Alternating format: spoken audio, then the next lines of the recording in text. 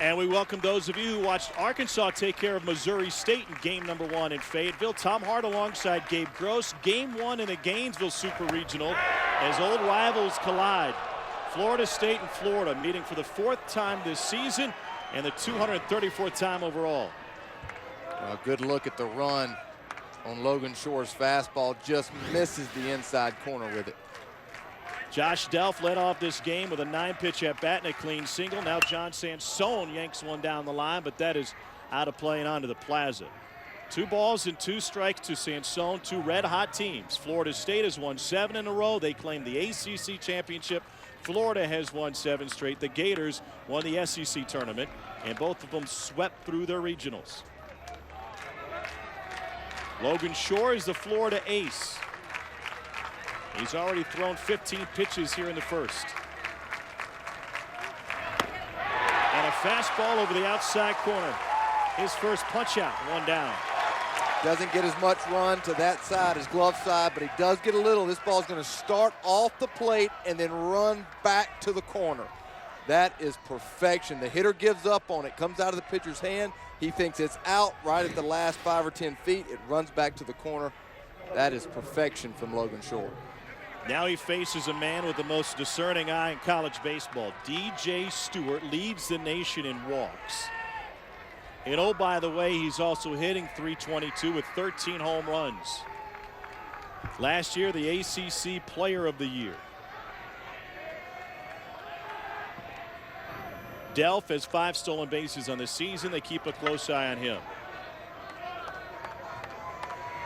DJ Stewart hit .400 last week in the Tallahassee Regional. He drove in 3.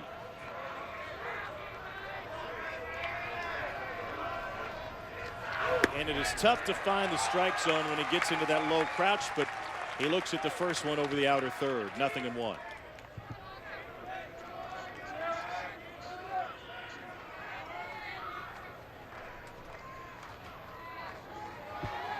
Stewart, a 3-time all-conference performer out of the ACC.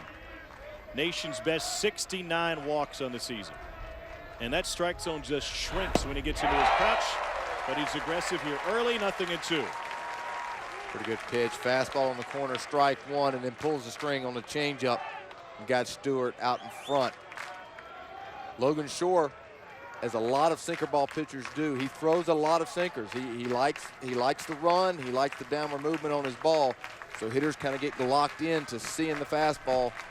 Makes the changeup very effective. Outside, snap to first, and Delph back to the bag. Keep an eye on Florida's defense throughout this Super Regional. It's Mike Rivera behind the plate. Florida leads the country with a .985 fielding percentage.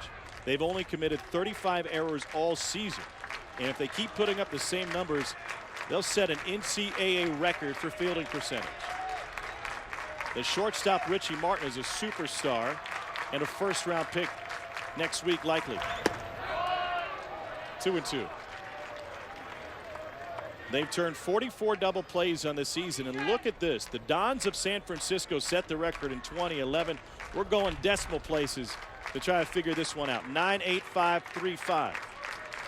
Usually guys like you and I, Gabe, would just round up. I'm good with rounding up, yeah. To the right side, off the glove of Alonso. He recovers to kick the bag, but instead of a double play, Delph moves to second base. Where Alonso is fortunate, you got to make sure you catch the ball first. He knew he had to hurry to turn the 3-6-3 or 3-6-1 double play. You see the head come up before the ball gets there, and then he's really fortunate. A lot of times when the ball's not moving very, very fast, you need to pick that up with your bare hand. You can reach down there with a big floppy glove and try to pick it up, and it'll just pop right out.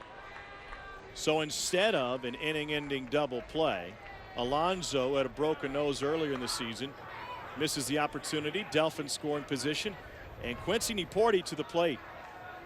Last time these teams met, Niporti ended it with a walk-off home run at Tallahassee. To the left side, Martin's got great range and a fantastic arm, and that one was too easy for the Gators shortstop. Leadoff single, but nothing to show for it for the Seminoles. We go to the bottom of the first, scoreless.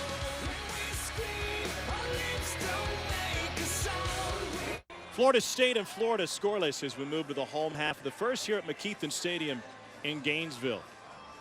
Told you Florida could have trouble with aces. They draw one tonight in the Seminoles' Boomer Bogowski. Yeah, Boomer Bogowski, fastball, very, kind of commonplace with college baseball pitching, 88, 91, probably a little less than most Friday night guys. 3-pitch pitcher, but what makes him special is his changeup. Very good slider as well, but his changeup, it keeps hitters guessing and really is a dominant pitch. He almost uses it sometimes as a put-away pitch, which is very rare for changeups. 119 strikeouts, best in the ACC, 7-4 with a 2.80 ERA. Here's a look at the batting order for the Florida Gators. As a team hitting 298, 21st in the nation with 55 home runs. J.J. Schwartz leads them. He's hit 15, and he's got some catching up to do. His sister, Taylor, just won a national championship with the Florida softball team. She's guaranteed a trip to Omaha. More on that later when he comes to the plate. But first, it's Harrison Bader. Florida trying to return to Omaha. They've been there 8 times. The last trip was 2012. Neither of these programs, despite their long-term success and postseason success, has ever won a national title. First pitch strike to Bader, and Bogowski off to a good start. Bader's been moved up in the lineup in the last few weeks of the season. You see why. His on-base percentage, one of the best in the Southeastern Conference. The off-speed pitch, he committed to it, and the count 0-2. Yeah, definitely not your prototypical leadoff guy, but he draws walks. He gives you a good at-bat. Coach O'Sullivan gave him a leadoff spot. Junior from Bronxville, New York, out of Horace Mann. Went after the high fastball, 0-2 still. Let's see if that's a setup pitch from Bogowski. Comes up and in. See if low and away happens with something soft.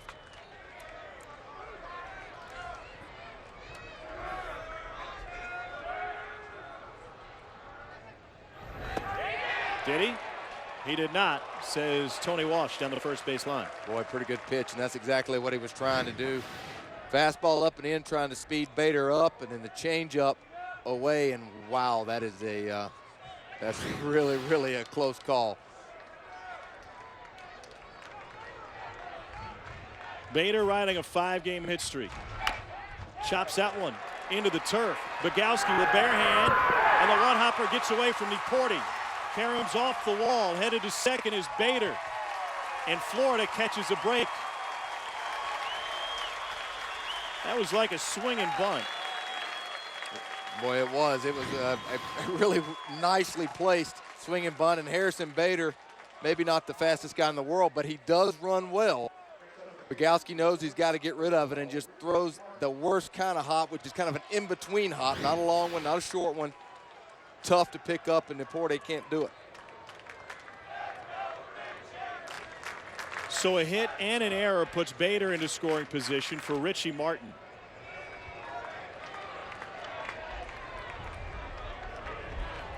Martin, part of a deep list of talented SEC shortstops. 2 of them will go in the first 10 picks in the Major League Draft come Monday. Martin also likely a first-rounder as he looks at a breaking ball away. And is developed into a first-rounder. He said, my bat's still not exactly where I want it to be. The 291 average he thinks could be higher. But it's tough to find anybody with a better glove, more range, or more athleticism at short. Well, I've gotten the privilege of watching Dansby Swanson at Vanderbilt and Alex Bregman at LSU, and also Richie Martin, and they're all 3 dynamic players. Bregman and Swanson are definite, upper end of the first-round picks, but just defensively, I think Martin has the highest ceiling of the 3. And he golfs this one into center field.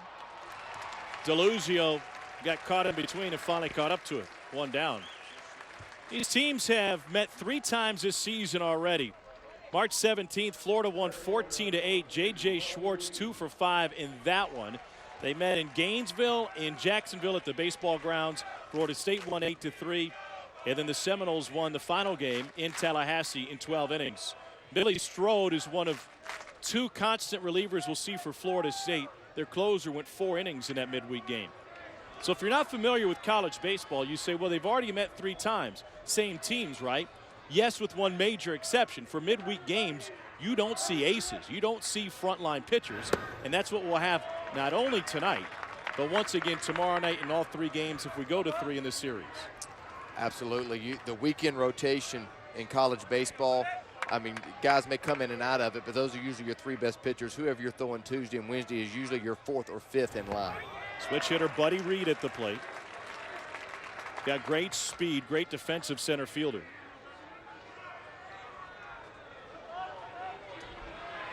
.316 average for Reed.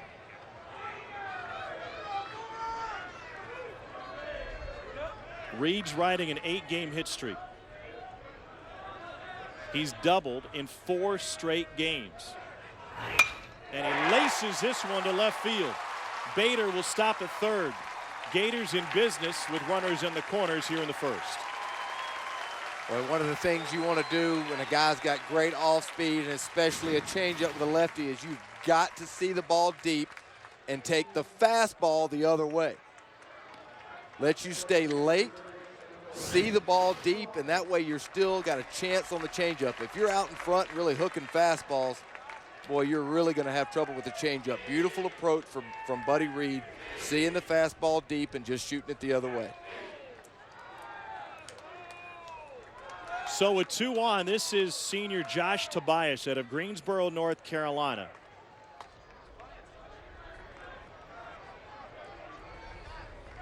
Tobias is a switch hitter. He has been his entire life, but he never had the confidence to use it in a game anytime until this season. And from the left side, he comes up empty on the first swing. 5th in the SEC in batting average and on base percentage. He worked in the offseason and the summer each and every year, but once play started, he said, you know what? From the left side is my weakest side. I'm going to stick as a righty. And I talked to him yesterday about it, and he said, it was really tough this year. I got off to a really slow start, 1 for my first 10. I was in and out the first week and a half, and I thought maybe now's the time just to go straight righty. But my coaches had confidence in me. I had confidence in myself. I put in so much work in the offseason, and you saw the numbers. It's paid off big time. Runner goes, line into center field. Bader comes home, and Florida strikes first on an RBI single from Tobias. From the left side, I might add. Well, I have seen him be really good this year from the left side. No doubt that switch to switch hitting has paid off for him. Changeup out over the plate, runner in motion, about 6 inches from being a double play in Florida State being out of the inning. Walls can't get to it. We got first and second, 1 out and a run in. And they've got to deal with the most dangerous hitter in this Gators lineup. With runners at the corners, it's J.J. Schwartz hitting in the 5-hole. He's just a freshman, but the national co-freshman of the year. Schwartz leads the SEC with 66 runs driven in. Only thing in the way from Andrew Benintendi winning the SEC Triple Crown. You saw Benintendi in Arkansas win earlier against Missouri State. 15 long balls for Schwartz, including 4 in 1 game earlier this season against Stetson. And he's hitting .531 in the postseason. We get our first visit from a man in college baseball who's known simply by his digits. It's 11. Florida State head coach Mike Martin, now in his 36th season, where he has won at least 40 games every single year he's been the head coach. 2007 Hall of Famer. He's won 74% of his games.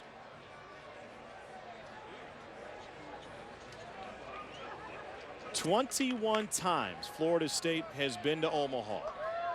The last trip was in 2012. But they've never won it. No one's been there as often and come up empty-handed more than the Seminoles. And talk to Mike Martin about this team, Gabe. It might not be his most talented team. They probably don't have as many first-rounders on this one that he's had in the past. The Posies, the Drews, and on and on. But he loves his guys. Well, he does. He loves the chemistry that he has. He was just overflowing with praise for the makeup of this team. Schwartz bangs it through the left side past Miller. Buddy Reed will score. And the Gators are up 2-0 here in the first on 3 consecutive singles.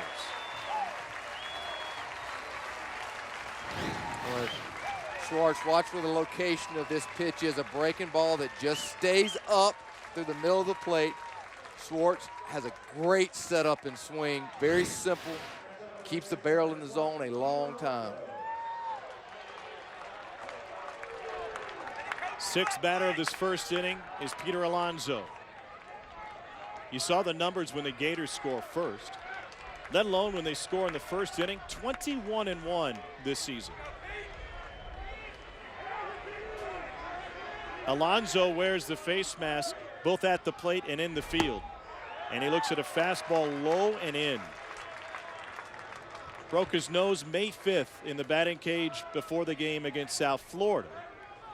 Ball hit the turf, came right back up and hit him in the face, and he's been playing with the mask since.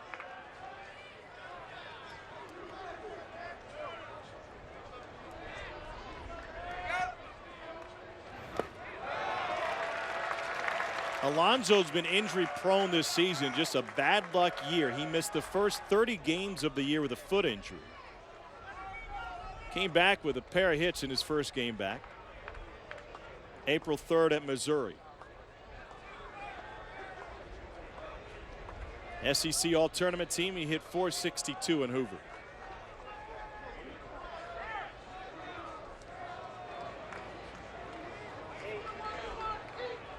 Tobias at second, Schwartz at first.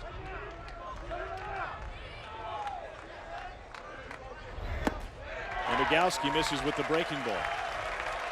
This is not a very deep Florida State staff. They really only use 2 guys out of the bullpen. They got their 3 starters, their 2 relievers. That's all they used for 3 games in the NCAA regional. Yeah, they need Bogowski to be big. And even if he gives up a few runs here, they need him to settle down and go deep in this game. Back to the fastball. Bogowski made 2 appearances in the ACC tournament, came out of the pen for the first time and worked 4 2/3 scoreless in the title game against NC State. He was named the ACC tournament MVP. 11 innings, 0 runs, and they hit 128 against him. The fastball again, and this one popped up. Niporti back into foul territory, caught off by Delph, 2 down. Nice job by Delph coming in from right field. That is not an easy play if you're a first baseman, kind of going back over your head and the ball's coming back to the field a little bit. Outfielder, if you can get there, you take control, call everybody off, and catch the ball. Here's how good the rotation has been for Florida State. Since the ACC tournament, Bogowski, Compton, and Carlton, and then Strode and Silva out of the pen. Jeremy Vasquez, another talented Florida freshman. He's worked his way into the starting lineup and hasn't let go. Freshman from Palm City. Looked at the off-speed offering. Wow, pretty good pitch. Change up. Called just a bit low, but it wasn't by much. Boomer Bogowski back to work. 6'2" sophomore misses inside with the breaking ball. And he'll get a visit from Danny De La Calle. Mike Martin has already visited the mound once here in the first inning. 77% of the teams that win game 1 of the region, a super regional, go on to win it all and on to Omaha. So this first inning is a real gut check time for Florida State, especially with Bogowski. You would think that if they have a chance to win this super regional, it's got to start with their ace. Yes, I don't think there's any doubt about it. Barring the percentage, even not even paying attention to what you just said about game 1 winners winning super regional, specifically to Florida State, they got to have this guy. He makes them run a little bit. part of that equation is who Florida State will face tomorrow night. A.J. Puck, talented left-hander, throws in the upper 90s. And when he's on, he may be one of the best pitchers in all of college baseball. Yeah, he's got a chance next year to be the first overall pick. Definitely being looked at the upper end of the first round, but you know, if he can do consistently what he's done the second half this year, I think he'll probably claim the #1 spot. Bogowski ate up the inside corner to the dismay of Vasquez, 2-2. And again, he's already shown us the proclivity to bust a guy in and then go soft away, especially a lefty with his changeup. Think him in, see if this is a changeup away. There's Puck. He'll get the start tomorrow. Florida State starter tomorrow, yet to be announced. Went off speed. Exactly what he tries to do. Pretty good changeup. Left it probably a little more up than he wanted to, which allowed Vasquez to get a piece of it, stay alive.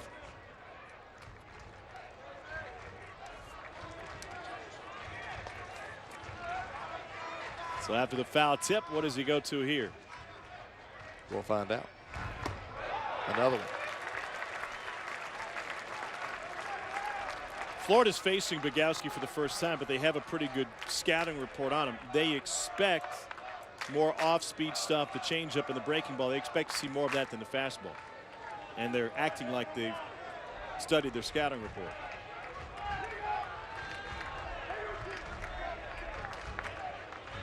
Payoff to the freshman Vasquez.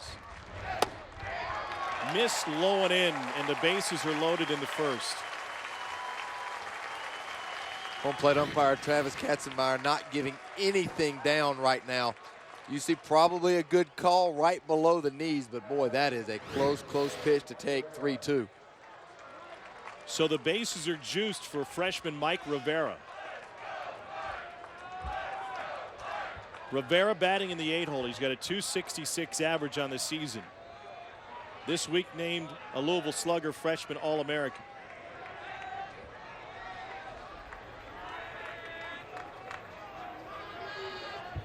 Rivera did not have a hit in the Gainesville Regional last weekend. And he looks at the fastball away. I think you're right, Gabe. Katzenmeyer will give you the strike just off the plate, but not down. That's right. That's what early, and sometimes strike zones evolve a little bit. But early in this game, nothing down, but maybe a little off the edge. Breaking ball was both of those, 1-1. Seems like Florida has just eliminated the breaking ball from any consideration to swing at it. Well, he hasn't really thrown it for a strike. Maybe one early that I don't remember, but beyond that, I don't really remember him throwing the breaking ball for a strike. It's been fastball changeup. 30th pitch of the night from Bogowski here in the first inning, and he misses low with that one. It seems like he's either been behind to everybody or they've jumped on him early. And he's just got to settle himself down. I mean, he knows he's got to give his team innings. Already at 30 pitches, pitch count rising. And he's got to find a way to put the ball over the plate. He's got to trust the movement he has on the ball that he's going to miss barrels. Into right center field. That one will get down. One run is in. Here comes a second. And Mike Rivera drives home both Tobias and Schwartz. Gators chopping early. Well, you know, the problem when you're getting behind in counts is then you got to throw strikes, and a fastball, which actually gets in on Rivera, kind of fights it off a little bit and dumps it just in the right spot out in right center field. If this is hit to straightaway, right or center, it's an out. But right center finds the little grass, dumps it in. Florida's on a roll. Ninth batter of the opening frame is second baseman Dalton Guthrie.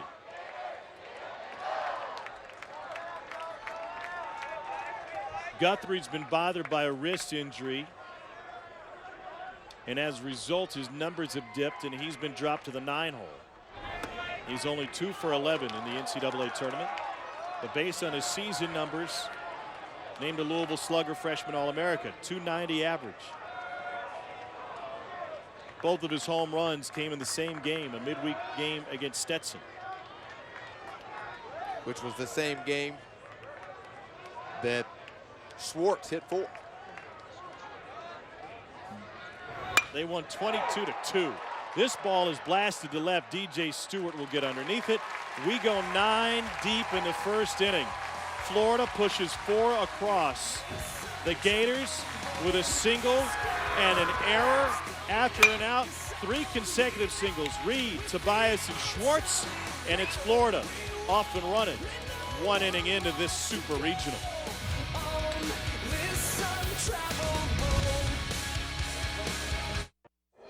The NCAA Baseball Super Regionals is presented by the Capital One Venture Card. Earn unlimited double miles you can use on any airline, anytime. And in part by Pizza Hut. Experience the flavor of now by ordering at pizzahut.com. And Northwestern Mutual. You and Northwestern Mutual. Stronger together. They sold this super regional out in 20 minutes. Florida giving the fans something to cheer about early. 4 runs on 5 hits in the first inning, aided by a Florida State throwing error, and they stranded a pair. So we go to the second, and Logan Shore, who sat for 20 minutes during that Gators rally, has a lead to work with. He'll start with Chris Marcancini. Unlike some of the other major men's sports, college basketball especially, college football as well, college baseball really hasn't embraced the graduate transfer.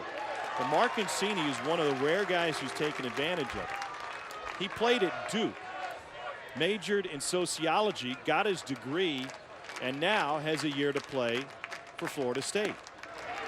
Able to transfer without sitting out a year.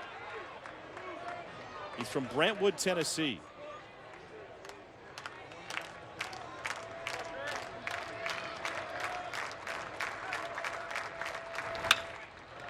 And Marcancini serves one to left. Bader is there. 1 down. The NBA Finals continue with Game 2 on Sunday. MVP Steph Curry and the Warriors want to make a statement in front of their home crowd, but LeBron James and the Cavs want to grab a key road win. NBA Countdown at 7:30, then Cavs Warriors Game 2 at 8 Sunday on ABC. The Cavaliers announced today they'll be without Kyrie Irving for the remainder of the postseason. Broken kneecap. You could hear it in his voice when he left the game last night. He knew something was serious, and confirmation of it today. Here's freshman shortstop Taylor Walls. Walls started the opener for Florida State. He has started all 63 games. When he started the opener at short, he became the first Florida State freshman to start the opening day at short since a guy by the name of Buster Posey. Things turned out okay for Buster. That they did, including the move from shortstop. Yes.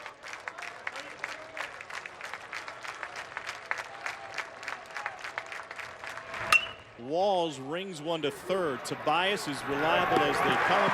2 down.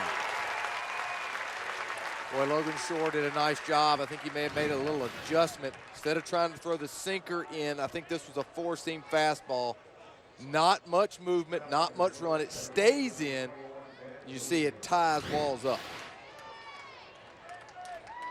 Shore has retired 5 in a row after Josh Delph's leadoff single. This is Ben DeLuzio. He had a great regional, 4 for 11. Also named the ACC All-Tournament team. He had back-to-back 3-hit games against North Carolina and Louisville in Durham. Down the line, Tobias backhands, used the base to push off. Got that anchor down. And Tobias, who's only committed 1 error on the season, shows exactly why. Great glove work by the Gators. You just can't sneak it by them. Well, Tobias knows when he knocks this down, comes out of his glove, picks it up bare hand, got time, just make a good throw. Always helps to have the big 6'4" first baseman in Peter Alonso.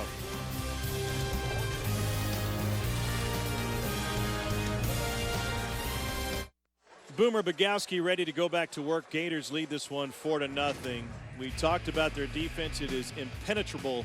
Richie Martin is the superstar on it, but Tobias next to him at third doesn't let anything get past him either. Yeah, Richie Martin, you just see the athleticism and the different plays that he can make and throw at different angles. He's just, you know, the cheetah out there at shortstop, and then Tobias is the anchor at third. Not as dazzling sometimes as Martin, but he just knocks everything down and makes the play. On the verge of an NCAA record, Martin most improved. He was error prone last year, only 8 this season. 21 errors last year for Martin. He led the SEC. He's due up second. This is Harrison Bader, who led the game off with a swinging bunt and advanced to second on a throwing error by Bogowski. You know, a lot of errors last year that Martin made were routine plays, and either he would field the ball and just lose focus for a second, make a throwing error, or he just wouldn't focus enough while fielding the ball and let a routine ball kick on him and make an error. This year, grown up and kind of got his focus in all the time. Really matured into the shortstop that Kevin O'Sullivan thought he could be. Well, Boomer Bogowski is going to have to start executing here in the second inning. He faced 9 men in the first through 33 pitches. And he goes to the curveball, which is fouled off by Harrison Bader. And after throwing 33 in the first, he needs to be efficient. He needs to get early contact. He needs to initiate contact. He needs to be good with his fastball early in the count with it down and try to get some ground balls early in the count to kind of mitigate how many pitches he threw in the first inning and keep him around in this game as long as he can. Well, in contrast to the great numbers put up by Florida defensively this season, Florida State has been less than perfect. Florida's committed 35 errors on the year. Florida State has committed 87. In fact, when they played here in Gainesville in a 14-8 loss, big reason was the 5 errors that Florida State committed.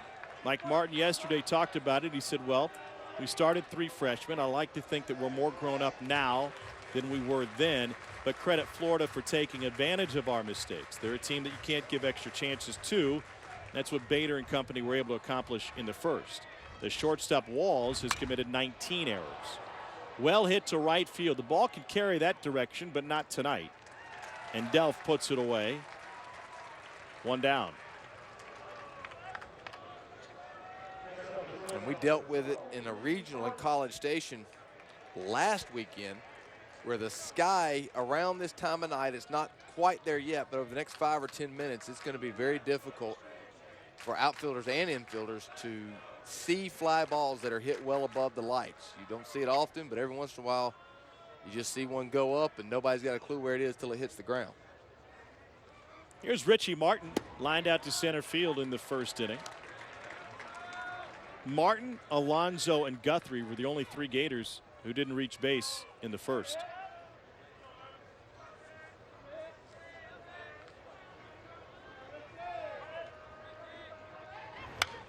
First round of the MLB draft starts Monday. The SEC will be well represented. It's a pitching thin draft in a lot of respects. There's some guys at the top, you know, that you can grab, but there's just not that depth. But if you're looking for a middle infielder, if you're looking for a shortstop, man, this is your draft. From Baton Rouge to Tucson, from Nashville to Gainesville, you can find a first-round shortstop no matter where you turn. You know, even if you look up the road a little bit to Tuscaloosa in Alabama, Mikey White may not be a first rounder, but probably going to be a pretty high draft pick and has been a great player at Alabama for 3 years. So, I mean, they just, the shortstops in this year's draft, that's got to be the deepest position. Hit him. 9th hit batter of the season for Bogowski. Yeah, 1-2, and he's trying to set Martin up again. I mean, if he gets the call on the fastball in, that's great. If not, you can bet he's going soft away again. But instead of setting him up, he hits him and ruins a 1-2 count.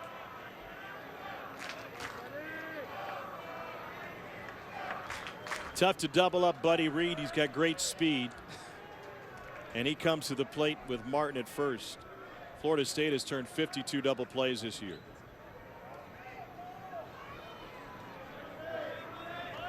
Reed singled and scored in the first.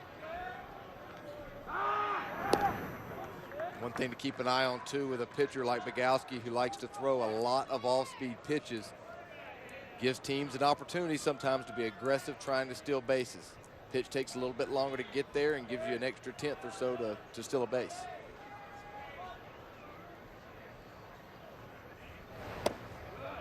Bogowski misses with the breaking ball. Over at third base, Darren Miller's playing in on the grass. You'll notice there's no dirt base paths here at McKeithen Stadium, and Florida State took batting practice yesterday. They peeled back the tarp, rolled a couple balls down each line to see if there was any slope to it. And so Miller trying to guard against the bunt. It was Mike Martin Jr., head coach's son and assistant coach, going through that routine with the infielders and the catchers.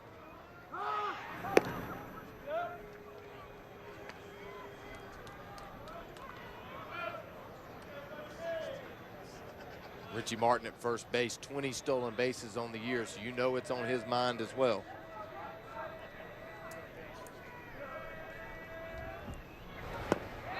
Reed is prone to the strikeout. He's K'd 51 times this year.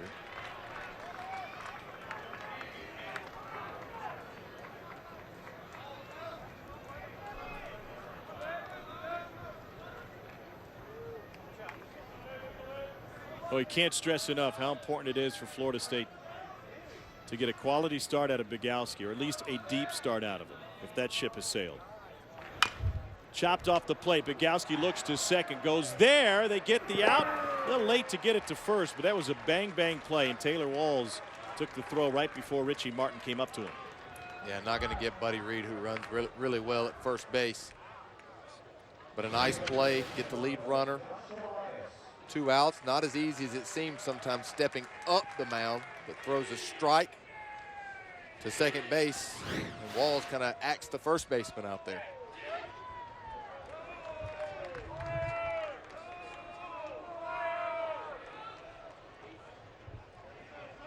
So here's Tobias. We've already seen his fine glove work tonight. Singled home a run in the first.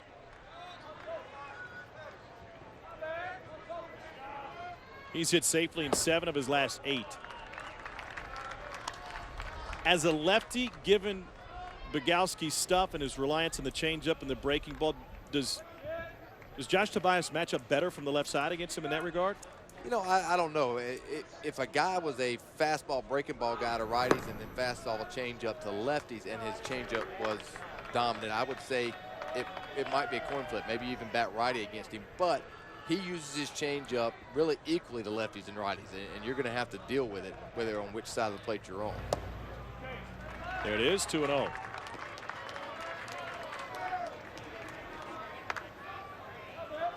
He just hasn't presented those secondary pitches in a way to make the Gators chase him yet. That's right. For the most part, I think he's not been as accurate as he wants to with them, leaving them in the strike zone to the last moment.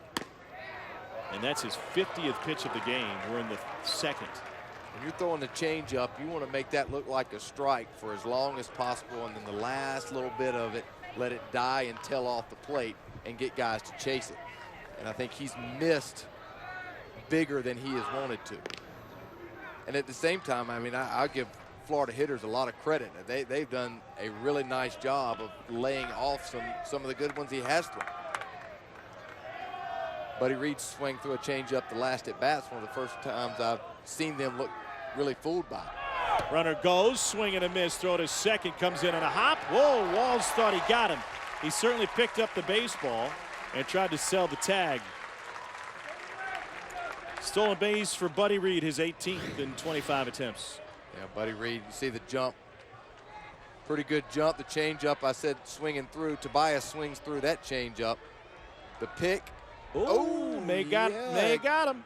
See where his hand is. Ah, yeah. Looked like Walls did get him. He had an argument. Great play by the freshman shortstop. And that one gets away from De La Calle.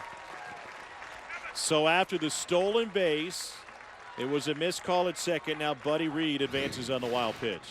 Yeah, look at the play again. Nice pick, and watch the foot hop up, and the glove hit it, and he is out.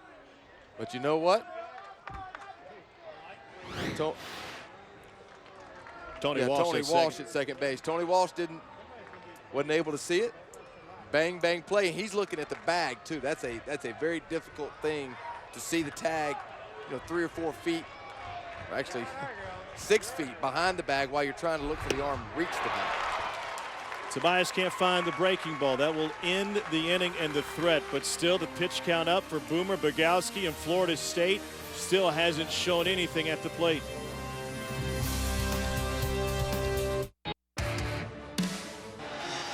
So we get ready to go here in Omaha. Cinderella wins the national championship. Back-to-back national titles. The Bruins have done it. Vandy's victorious. They win the College World Series. Day one of the Super Regionals got underway today. The race for Omaha coverage begins Saturday, June 13th. Here's what happened. Miami knocked off VCU in game number one. The Canes one win away from reaching Omaha for the first time since 2008. The 6-year drought is the longest for the school since making its first Rosenblatt appearance in 1974. 5 runs on 5 hits for Virginia. They knocked off Maryland. And Arkansas with 18 runs on 18 hits today. A home win against Missouri State. Darren Miller leads off the third with a base hit. Florida State trying to rattle the bats. Second hit of the game after Logan Shore retired 6 in a row. Yeah, pretty little piece of hit, and just takes the fastball away and drills it into right center field for a single. And this is really a great recipe for Florida State to get on the board and score some runs, to have the bottom of the lineup get on for the top of the lineup. Very big drop off in some places with Florida State. If they can get the bottom of the lineup to set the table for the top, they'll be in good shape.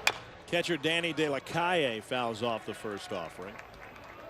What a difference, really, as you bring that up, Gabe. The difference between these two batting orders. Florida is a threat from 1 through 9. We saw that last week in College Station with Texas A&M. LSU is the same way, especially with their speed. Florida State probably more in line with most of college baseball and baseball in general, where they really have to turn the lineup over to truly threaten. De La Calle bounces one to Tobias. He goes to Guthrie for one, on to first. There's the defense. Florida turns a double play.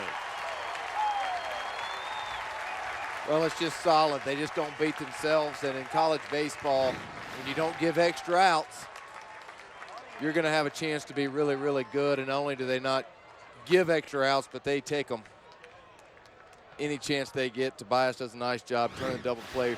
Rivera realizing who's running, knows he has to, not Rivera, excuse me, Guthrie, who's running, takes a little extra time coming off the bag because he knows who's running and makes a good throw.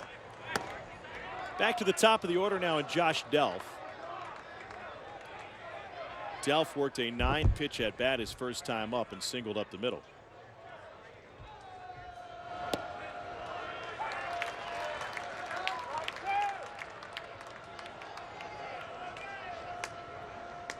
His average at 286. DJ Stewart, who hits third, is the only Florida State regular with a batting average over 300.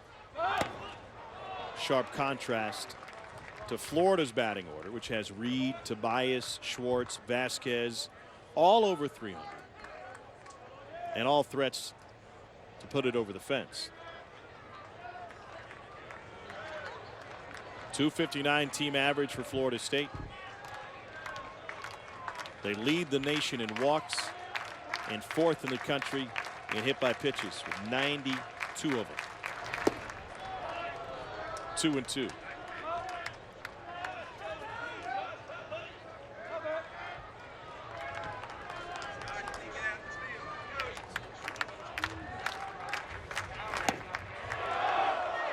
Must have been low. Full count. I guess I'll give him the benefit of the doubt on the low. Wow, this looked like a good pitch. You do see Martin reach for it, and I'll say this, when you're dealing with camera angles, sometimes that can skew things a little bit, but that looked really good. Missed on back-to-back borderline pitches. Here was the last one. Boy, another fastball, and that one did look down. The other one looked like it had good height. Like Martin out to have a word with John Sansone. Mentioned Florida State's hit by pitches. Sansone has been hit by 50 of them in his career. That's second in school history. It's a lot of ouches. It's a lot of bruises. A lot of ice packs. Breaking ball in for a strike. Sansone just had a quick word with Mike Martin, better known as Levin. And he may have said, take a strike. Well, that didn't last long. It's kind of the approach for Florida State.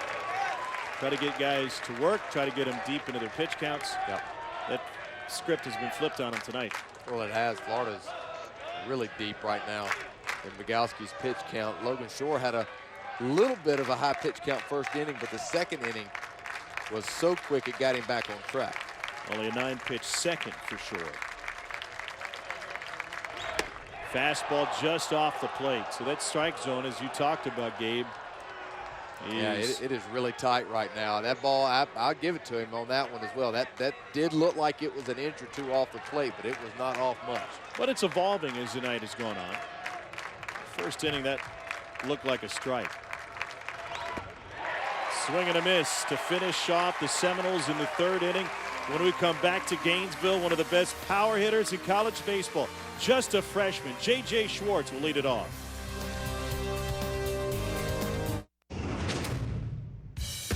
Schwartz smacks a home run. Oh, man! They're giving him the silent treatment. J.J. with another bomb. What a week to beat J.J. Schwartz. That week for J.J. Schwartz was incomparable. He hit 7 home runs in 1 week, 4 of them in one game against Stetson. Tied an SEC record with those 4 long balls, and he's actually hitting much better as a catcher than he is as a DH this season. He's already 1 for 1 with an RBI tonight. He leads off the third. Does that make sense to you when you saw those splits? Well, it does in this way. You know, if you're catching every day, your body wears down on you a little bit, but he usually only catches once a weekend. Rivera will catch the Friday, Sunday games. He catches the Saturday game.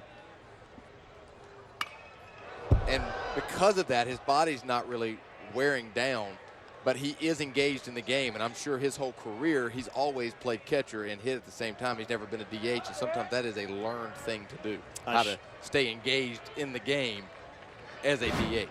I shorted him 8 home runs that week.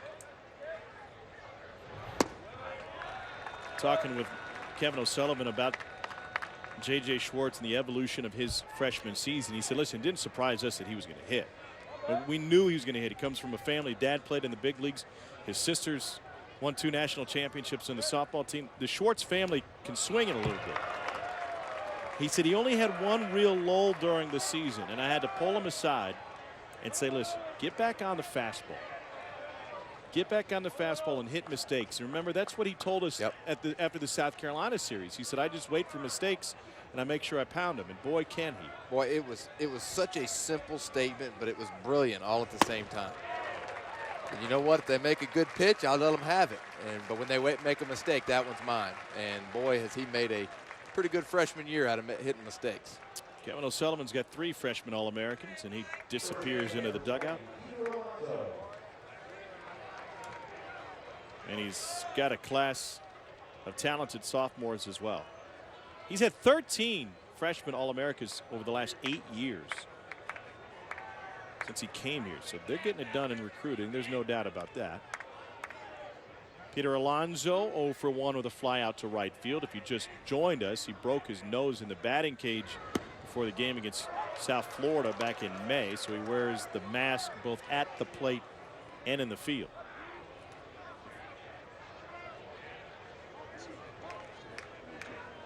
Flew out to right field in the first. Alonso, a sophomore from Tampa at Plant High School.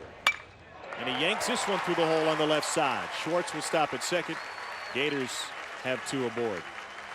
For more coverage of the Division I baseball tournament and interactive brackets, go to ncaa.com. And there you'll find that Arkansas is now a win away from returning to Omaha.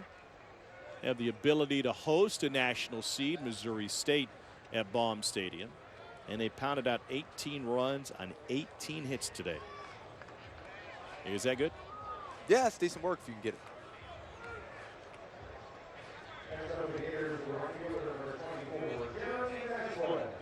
Here, Jeremy Vasquez gets another chance to hit. He'd been sharing time in right field with sophomore Ryan Larson. And then Bader just got smoking hot. He hit a leadoff home run in the championship game of the SEC tournament.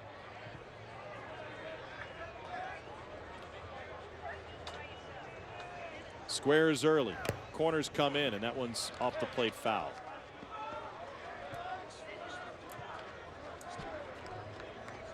Vasquez in Florida getting it done with runners on tonight. That wasn't the case in the last two games of the Gainesville Regional.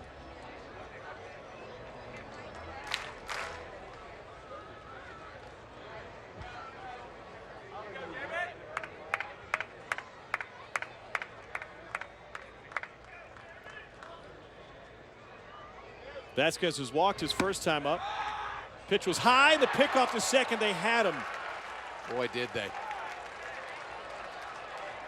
Schwartz kind of asleep out there, expecting the bunt to be laid down, and is heavy on the foot. You see him commit with the hips, and once those hips are turned as a hitter, that is tough to get back on, and he is out if Walls catches the ball. And really don't know why he didn't. Hit him right in the glove, maybe just took his eye off of it for just a second. Got another look at it. Quincy Niporti, the first baseman, ended up about 40 feet from home plate that time. You see him retreating. Yeah, and first and second, you're trying to bunt the ball. You have to bunt the ball to third base. Make the third baseman field the ball, and you advance your runners.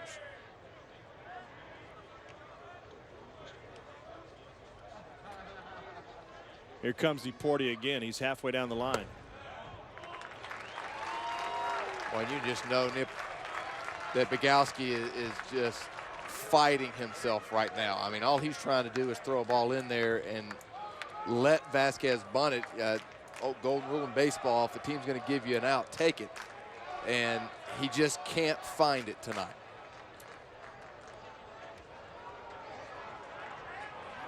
Florida State is scrambling its bullpen. Jim Voiles, the sophomore right-hander, will head back behind the right field wall to get loose. And that's not a good sign for Bogowski in Florida State. It's also not a good sign for Mike Martin. At what point in terms of a score, Gabe, do they get to a point without any depth in their bullpen where they say, we need to throw this one and come up with a sacrificial lamb and live to play another day? Well, only in the third inning. I would think you're not going with your best couple of relievers right now, but you haven't exactly thrown it to the wolves. However, if they're able to get this bunt down and get the two runners in, and it starts to be six-run lead or more by the time you get to the fifth or sixth, I think you got to start thinking about that if you're Mike Martin. Do I really try to keep this where it is and pitch my best guys and waste them for tomorrow, or do I just kind of let it go and try to win tomorrow? It's not a best of 7, not even a best of 5. It's a best of 3, and Florida State stuck between a rock and a hard place.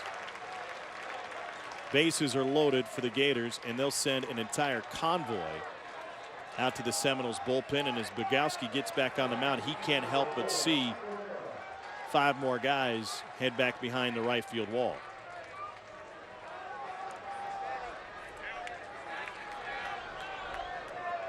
In fact, Bogowski has to wait until they clear the field.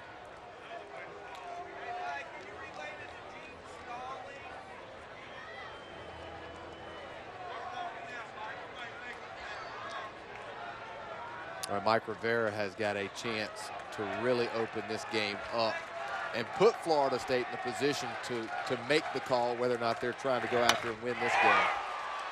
Just foul.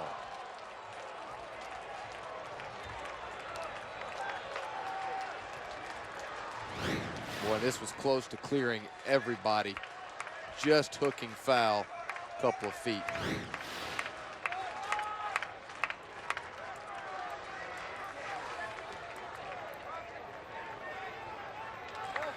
And Bogowski, you know, that's a lonely feeling out there on the mound when you know you don't have your best stuff. In fact, you may not even have your average stuff. Having trouble finding the strike zone, you got the bases loaded, you know you have to come over the plate. And Coach Martin may not give him the opportunity to go any further. Second visit to the mound from number 11, head coach Mike Martin.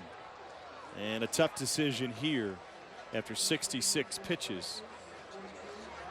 Bogowski will hand it over.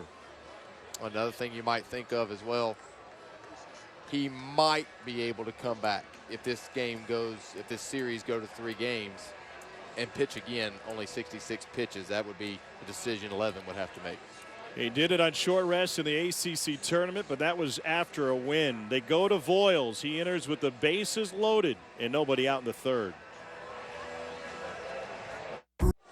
Number 4, Florida leads Florida State 4-0 with the bases loaded in the third. X Games Austin continues Saturday at noon on ESPN with Toyota Skateboard Park. Then at 2 Eastern on ABC, rally car racing in the GoPro BMX Big Air Final at 8 on ESPN. X Games Austin continues Saturday. We're watching those guys last night. All of them had GoPros on their helmets. I think, Gabe, maybe tomorrow you should put a GoPro on yourself as you come to the booth. Shortest start of the season for Boomer Bogowski, 66 pitches. He threw 62 in relief of NC State in the ACC tournament. Bogowski unable to find an out in the third, and that's put Florida State behind the 8 ball. Told you not much depth for the Seminoles bullpen. And as they go to the pen, it'll be a test for Florida State, not only the rest of this game, but going forward. This is Jim Voiles. And Voiles is one of their guys. It'll be interesting to see. Obviously, if he can get out of this without allowing runs to score, maybe only 1, I think he may be in the game for a while. But if he gives up a hit or 2. Chance to turn 2. Sansone to Walls. A little late to first, and it kicks away from Deporte. Scrambling home is Vasquez. He will score. Another error on Florida State. Well, that just absolutely kills you if you're Florida State. A tailor-made double play ball. Rivera doesn't run well. Very simple, just throw the ball to first base. Bounces it in the ground. I'll tell you one reason he had to hurry a little bit, and Rivera actually may have beaten that. Sansone at second base took a long time to get rid of the ball, to give it to Walls, and then Walls had to hurry. But you will definitely take 2 outs for a run in that situation if you're Florida State. Now, instead of 2 outs and a run, you took an out and gave up 2 runs. This is the 9-hole hitter, Dalton Guthrie. First pitch for him to Miller, to second for 1, on to first. A pitch too late, but Florida State gets out of it. They allow a pair of runs in the third. Gators lead this one 6-0 through 3. 6-0 Gators through 3. Let's go back to the bottom of the third inning and look how Florida State misplayed this would-be double play ball. Yeah, if you'll watch Sansone, instead of just getting it and flipping his hips and throw it, he runs a step and a half, which throws timing off. And Walls has got to try to make a very, very strong throw to first base, which he throws in the dirt. But it all got started with Sansone being kind of late with the ball at second base. Not only did it give Rivera a chance to get down the line farther, but it also just messed up the timing and the rhythm of the play. And obviously Taylor Walls gets the ball, and he's charged with the error, but that's almost kind of a double one. Sansone knows, you know, he kind of double pumped, step and a half, delayed everything, and then Walls, even with that, you need to make a good throw. But it was just kind of all big one mess trying to turn a double play. So here's DJ Stewart. And his high school ball at Bowles Academy, same high school as Chipper Jones. DJ leads the nation in walks. He's 0 for 1 tonight. He took a first pitch strike his first time up. He took another one there. Talked to him yesterday about this strike zone and talking to umpires. I'll get to that in a moment. He said, I decided as a free stringer high school, I had a lot of power, but I was striking out too much. So I worked with my dad on my batting stance, and the idea was to get low enough to almost get my eyes in the strike zone so I could see whether or not it was a strike or not. So essentially, he's brought his eyes closer to the strike zone. And you saw after that previous pitch, he turned and asked Travis Katzenmeyer. And I said, what do you typically ask an umpire in that situation? He said, it's simple. I usually ask him, is that as far as you'll go? Yeah. And I said, what's the worst thing he can say back to you? And he said, no. Yeah, no. I had it a strike the whole way. And he pulls this one on the right side. Guthrie takes care of him. Stewart, their best hitter, is 0 for 2 tonight. Yeah, usually you're saying that to an umpire 9 times out of 10 because you think it was off the plate anyway. Of course you do. You don't think it was the corner. You think it was off. And so if he turns around and says no, I'm going to go. I got a couple more inches out there. You're in trouble. One of us is going to have to make an adjustment, I suppose. That's right. But the getting the eyes in the strike zone, that's a new one for him. But whatever works for you. And he has made it work. His coach Mike Martin thinks he'll be a first rounder next week. Quincy Nieporte looks at first offering low and away. Logan Shore threw 16 pitches the first 2 batters he faced. Remember, Delph had a 9-pitch at bat to lead the game, and then 28 to the next 9. And he has delivered by throwing 10 out of 13 first pitch strikes. So he's been ahead to nearly every Florida State hitter. Nieporte is a sophomore from Atlanta out of Tallahassee Community College. He has 16 extra base hits on the season, including a walk-off game-winning home run against the Gators. 16 extra base hits and only 17 strikeouts.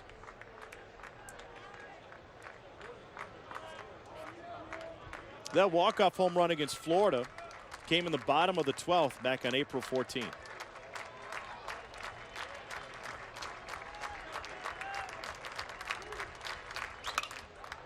Sends this one to left center. Reed catches up with just about everything, and there's 2 down.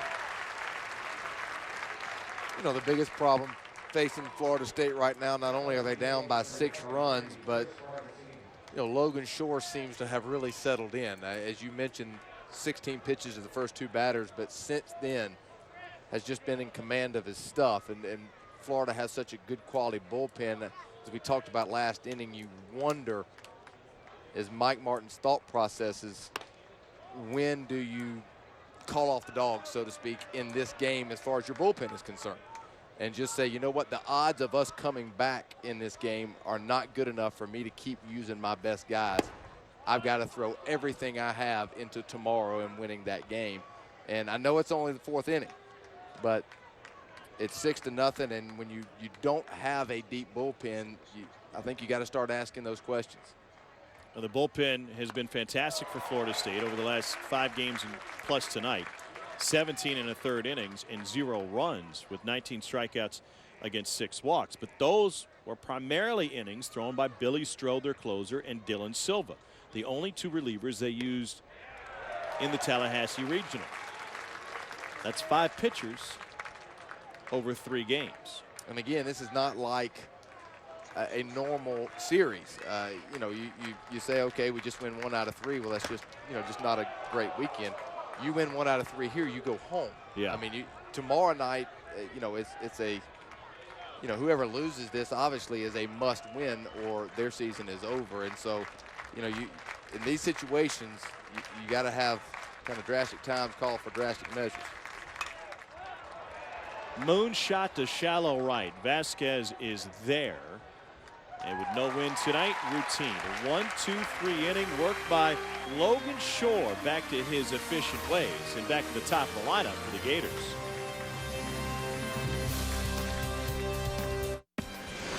You're watching the NCAA Baseball Super Regionals presented by Capital One.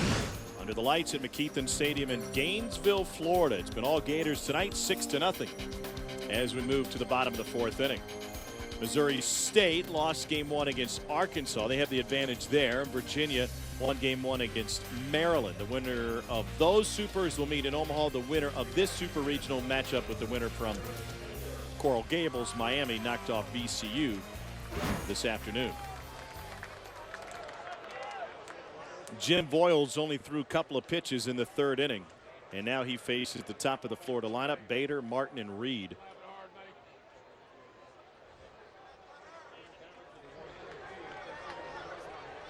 They're a combined 2 for 5. Boyles spins a breaking ball in for a strike. 14 home runs on the season for Bader.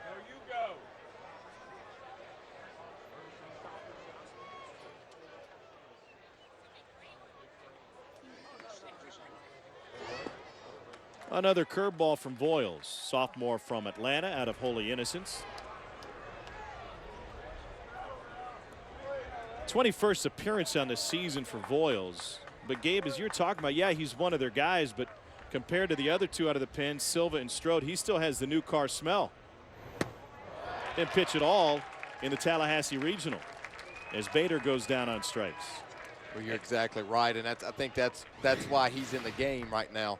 As you look at this pitch, running back, that might have been a little changeup. Bader looked out in front of that pitch, but back from off the plate to on the plate. But, you know, Strode and Silva are their two guys. And probably the next guy up is Boyles, and he's a guy they think can probably keep them in the game, but not one of their top tier guys. Richie Martin sends his blast deep to right field. Delph at the track, or just shy of it, will haul it in. Ball's just not carrying tonight. 2 down. So that being said, it's 6-0 Florida here in the 4th inning. If Boyles can give him a few innings and give him a chance to rattle the bats a little bit, maybe get 1 or 2 back, well, that would be like icing on the cake. That'd be house money for Florida State if he can stay out there long enough to get the offense back into it, and then maybe you'd go to a Strode late if you get back in this game. Yeah, absolutely. I mean, if he goes into the 6th or 7th inning, and all of a sudden in the top of the 6th or top of the 7th, Florida State puts a 3 or 4 spot up. Now you got a totally different ball of wax. Well, he's filling up the strike zone, and he fits one into Buddy Reed to start this at bat. Reed 1 for 2 tonight. But Florida State's bats are going to have to help out with that a little bit. And right now, Logan Shore looks like he is just in command. To the curveball, and that one's fouled off. Yeah, Logan Shore has been efficient. He's only allowed 2 hits in his 4 innings pitched.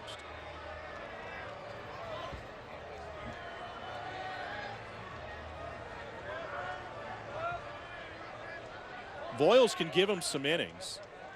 He's been used as a starter a couple of times this season. He's thrown as many as 50 pitches twice this year, once in relief against Wake Forest back on March 13th. He worked 3 innings of 1-run baseball.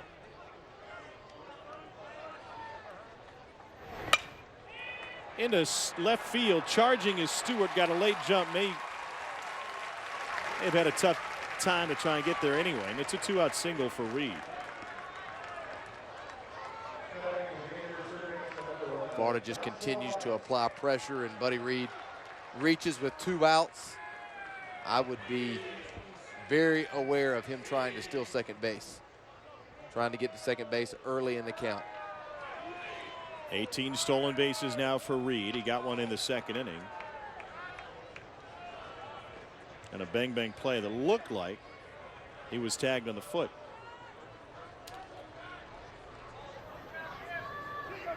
Instant replay is in effect for the Super Regionals. It's limited primarily to home run balls. Line to first, a kick of the bag. Didn't matter because Josh Tobias in the first pitch. Wait a second. Rule of foul ball. Well, it was right on the line. First base umpire Scott Klein in good position to make the call. Not like in football, his feet were inbounds. Matters where the ball is. All right, so that one hopper ruled foul. Foul balls are part of that instant replay system, but only down the lines, not if they hit the ground before either bag. Here's another look at it. So see it hit the dirt just near the plate, and then so this one wouldn't be reviewable anyway. It's only when they land near the line past the bags.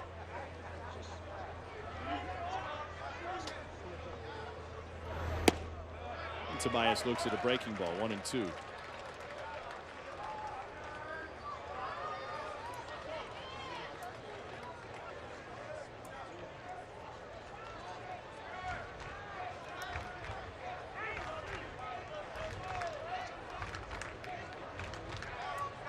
Voiles didn't allow an earned run over 9 consecutive appearances before he pitched against North Carolina in the ACC tournament. Pitch out.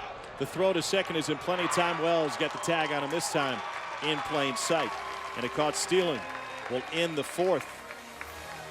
No runs on a hit. Nobody left. Logan Shore pitching well for Florida tonight. He's only allowed 2 hits in the evening. Well, Logan Shore has just been on his game, bringing the fastball back. He's throwing the changeup down, tied hitters up in, especially left-handers for Florida State up all night long. Has been able to keep the sinker from running back to the middle of the plate. He has just been in command, and really, since the first 2 hitters of the game, has been efficient and has settled in nicely. 69 pitches to Delph and Sansone to start the game. 69. 16. Huh? Let's have it. Boy, that would be some Couple sort of of record. bats right there. Wow. 16, only 43 the rest of the way. So his 60th pitch of the game. Tails away from Taylor Walls. 1-0 the count. Mentioned this earlier. Taylor Walls, first freshman to start at shortstop for Florida State since Buster Posey.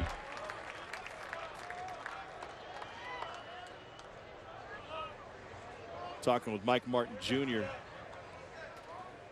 before the game today about the decision that they made as a staff to move Buster Posey from shortstop to catcher. And he said, you know, originally the plan was to move our freshman All-American shortstop to third. Then we got to practice that fall, and we realized, well, we got a pretty good third baseman. And we've got a great shortstop coming in, a transfer from University of Illinois Chicago. We got this guy, Mark Hallberg, coming in.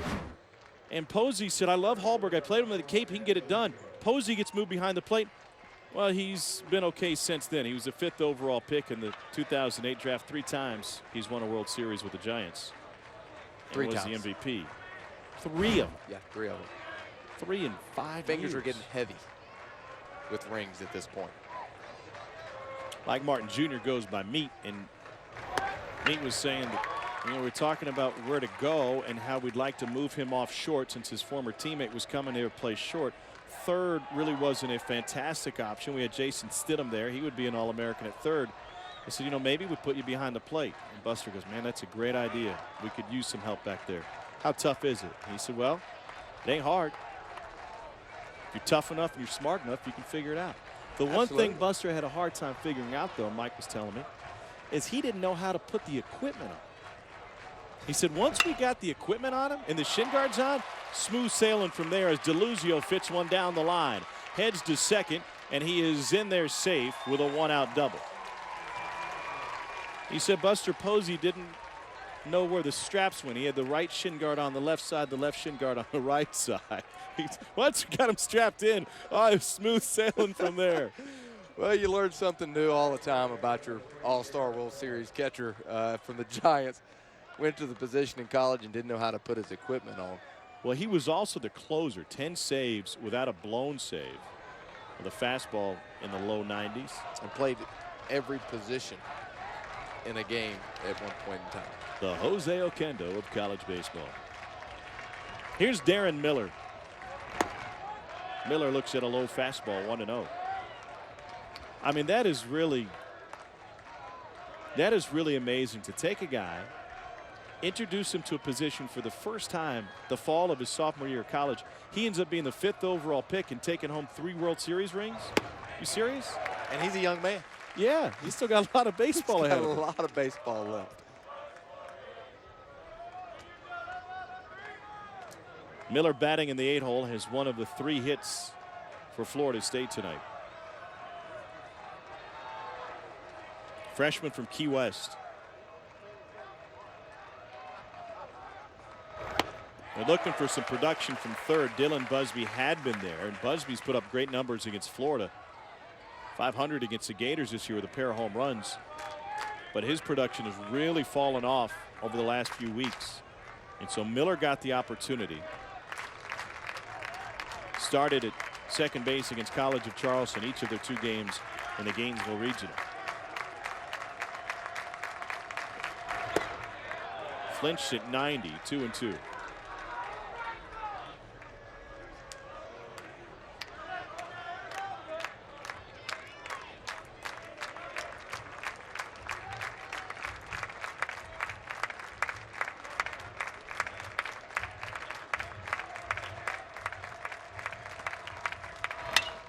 To the left side, that one past Martin. DeLuzio will be stopped at third, and the Seminoles have runners at the corners. Tobias and Rivera sprawling after that throw from Bader. Big chance for Florida State to get back in the game. Just a ground ball with eyes. It sneaks through the infield. But they're a big swing or two from really being in the middle of this game again after being down 6-0. Hey, to close the book on that Buster Posey story as Kevin O'Sullivan comes out. You're talking about the game he played all nine positions in one game. That was against Savannah State in May of 2008. That was only a 7-inning game. And he also hit a grand slam. Wow. That is getting it done. So Mike Martin Jr. able to convince him to make that move, and it has paid off for Florida State, and it certainly paid off for Buster Posey.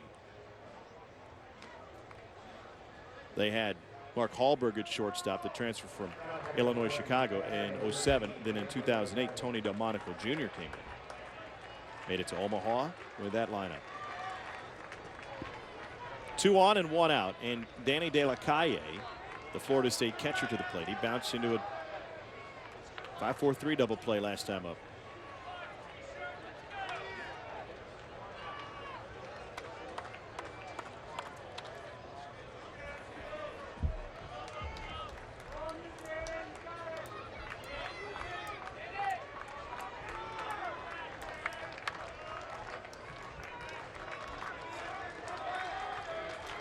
An opportunity for the Seminoles. Blocked by Rivera. And De La Calle's got to be aggressive within a very small zone in this at bat. You don't want to swing at the sinker down at the knees and hit a ground ball anywhere short early in the count. You want to look for something up and be ready when you get it to try to drive the ball in the outfield, at least score one if not more, but don't swing at Shore's pitch early in the count. And now he takes 90 right down the chute.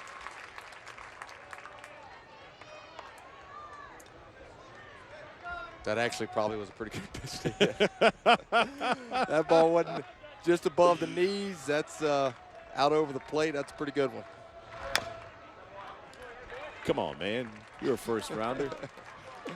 Does it look easier from up here? No, and I am not at all trying to make that or seem like it is an easy thing to do. But Kirby Snead goes over the wall. What is this, Stanley Cup along with Taylor Lewis?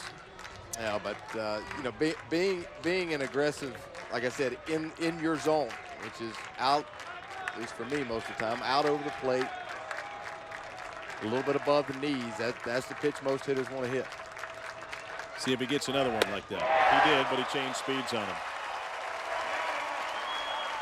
And Danny De La Calle strikes out. 4th K tonight for sure. Yeah, that's why you need to take advantage of the fastball he gave you early, because then you get the tight slider just off the plate. Got the slider down, strike 2, and the slider off the plate, strike 3.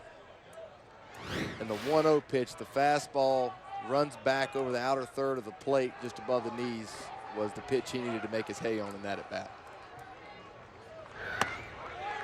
First pitch to Delph misses away. Delph's been very patient at the top of the lineup. Took a 9-pitch at bat first time up. Shore has gone to 3 3-ball counts thus far tonight to 18 Florida State hitters. Delph has had 2 of them. He's seen now 17 pitches, and that one is a strike, 1-1. And what a difference. We saw Florida State guys scramble to the pen, or Florida's guys scramble to the pen. They've got plenty of depth out there. They've got depth all weekend. 1-2, 91. Shore seems to be dialing it up a little bit. He does. First pitch right on the corner. That one drifts back toward the heart of the plate a little bit more. Delph looking at it as a very patient hitter.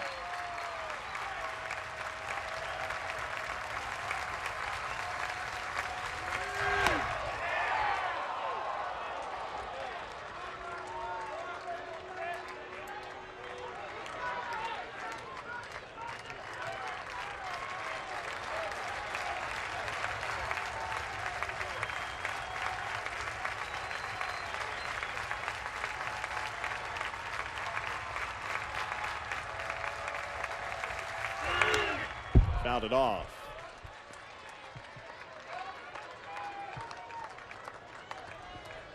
"20 pitches seen by Josh Delph through 3 plate appearances tonight.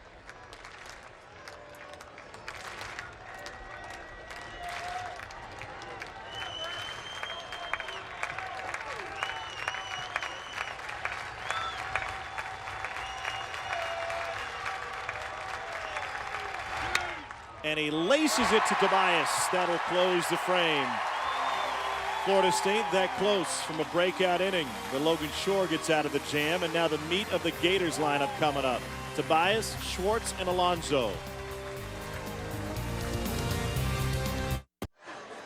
The NBA Finals continue with Game 2 on Sunday. MVP Steph Curry and the Warriors want to make a statement in front of their home crowd. The place will be rocking out west. Cavs have LeBron James, but they're without Kyrie Irving for the rest of the postseason. They're looking to grab a key road win. NBA Countdown at 7:30. Then Cavaliers Warriors Game 2 at 8 Sunday on ABC.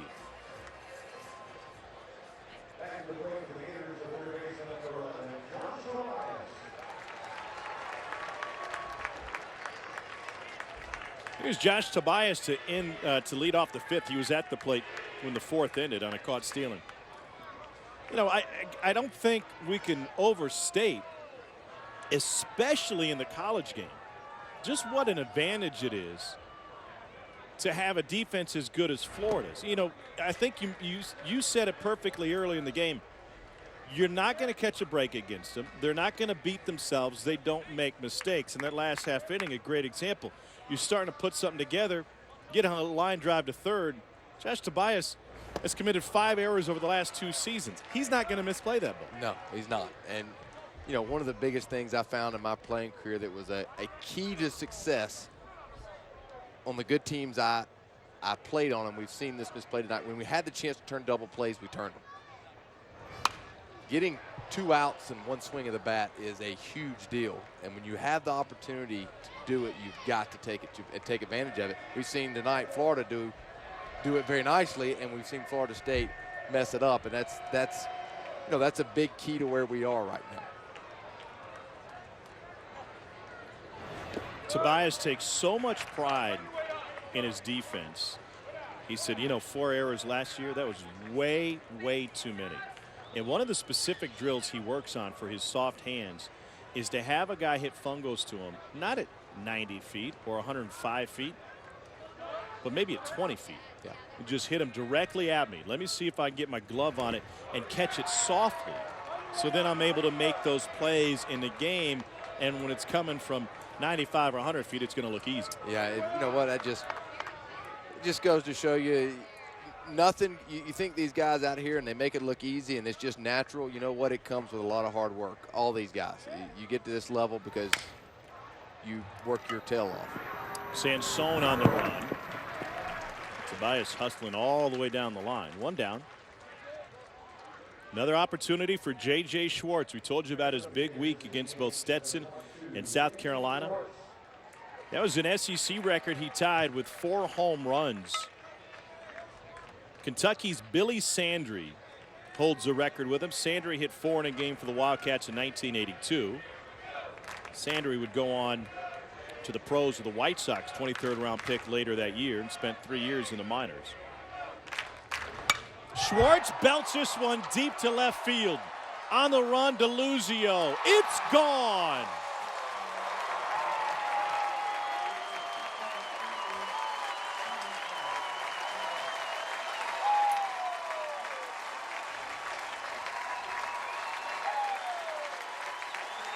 "16 home runs for the freshman." I'll tell you what, he has been hot as a firecracker ever since the conference tournament. But you know what? That goes back to exactly what he told us midseason. You know, if he throws a great pitch, I let him have it, and I try to hit the mistakes. That's a fastball right down the middle, mid-thigh high. You don't get to be a much bigger mistake than that. And watch him come around first base. He almost fell down and almost missed first base all at the same time, but he got it.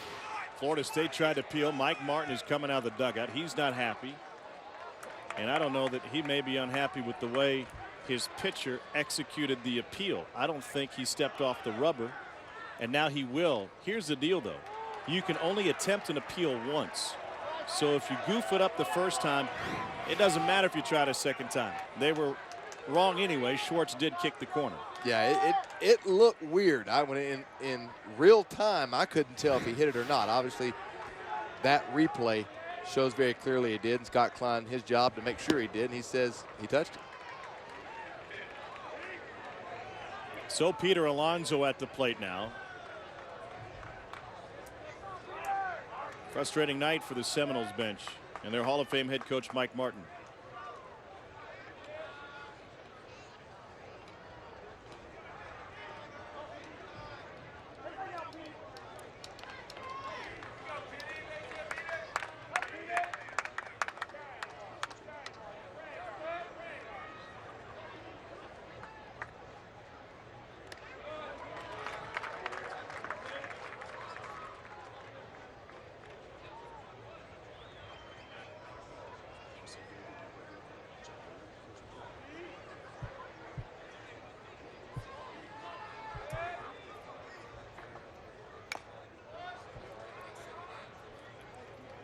One and two now to Alonso.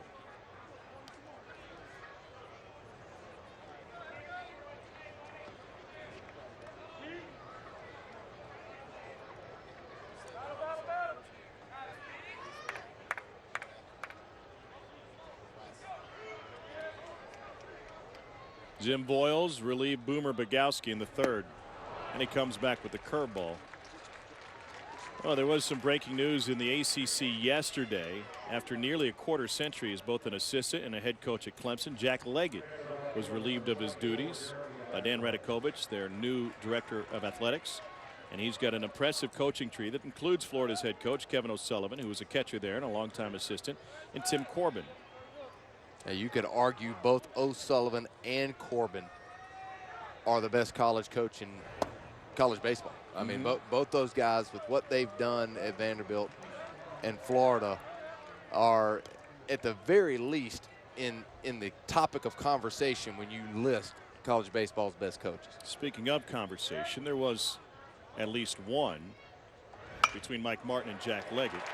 And when we talked to 11 before the game today, it was all he could do to keep the steam from escaping his ears. Jack Leggett is a Hall of Fame coach at Clemson, and he put out a release today stating how proud Leggett did, how proud he is of all the players that have come through his program and the assistants that have moved on. 22 seasons as the head coach, a few more as an assistant. 6 times he took them to Omaha, but not since 2010. And a couple of losses to South Carolina. They had to watch their rivals win a pair of national championships since. And went over them one time to do that. Here's Jeremy Vasquez. So suffice to say, Mike Martin is going to miss having Jack Leggett. Line drive to right field. That'll end the 5th inning. Florida State running out of time to find some offense. But J.J. Schwartz has put the extra point on this game through 5. It's the Gators by a touchdown here in game 1.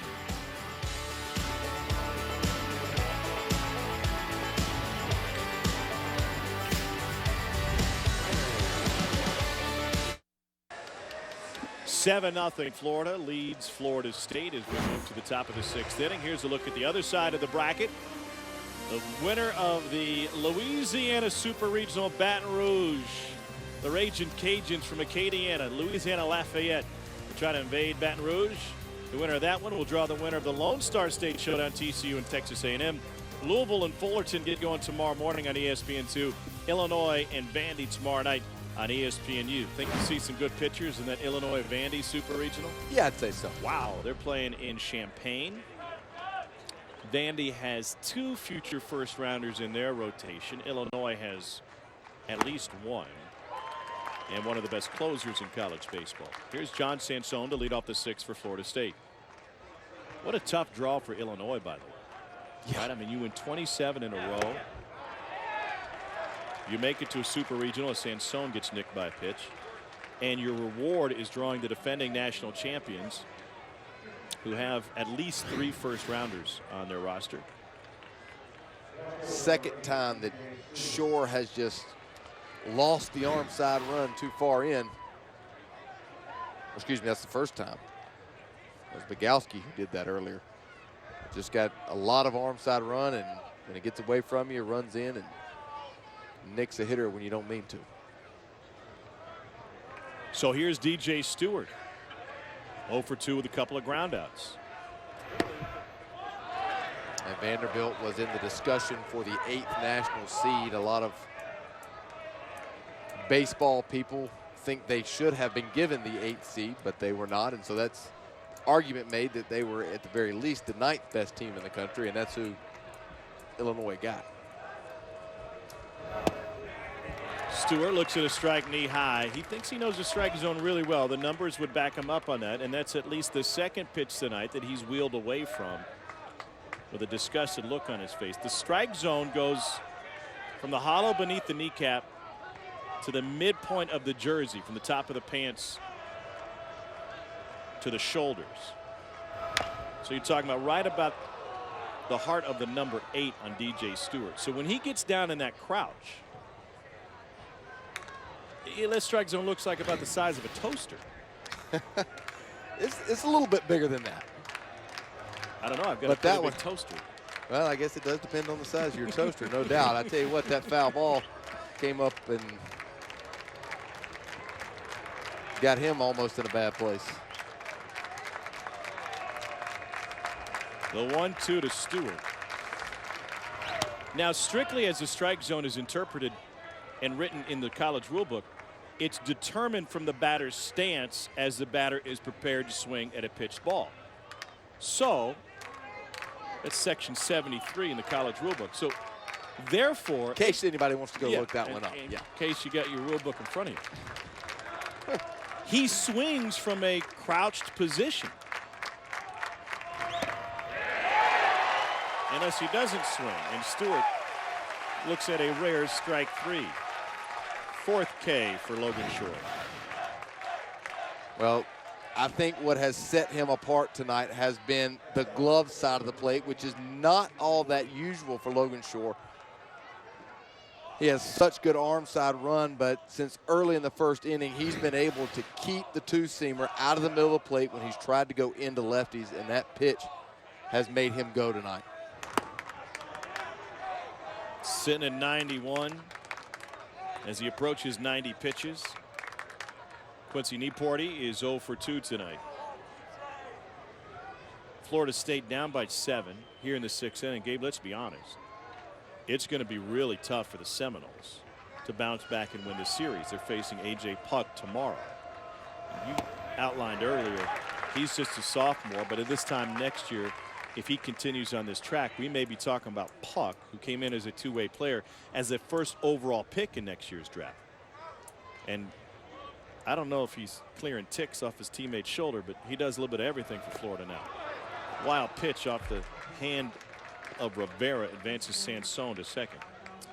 Well, obviously, we still got a lot of baseball to play, and I think it would help Florida State tremendously, even confidence-wise, to get a little something going tonight. 7 runs is going to be a lot to overcome to get the win, but not out of the realm of possibilities. And again, they're going to need either a really special performance tomorrow, or they're going to need Puck to be a little off his game. But, you know, like I said, they play baseball. They've looked at each other 3 times this year. Florida State has won 2 of 3 of those games. So in a little different circumstance, but they know what it's like to beat Florida, as good as Florida is, and they can certainly get it done. Nieporty looks at strike 2.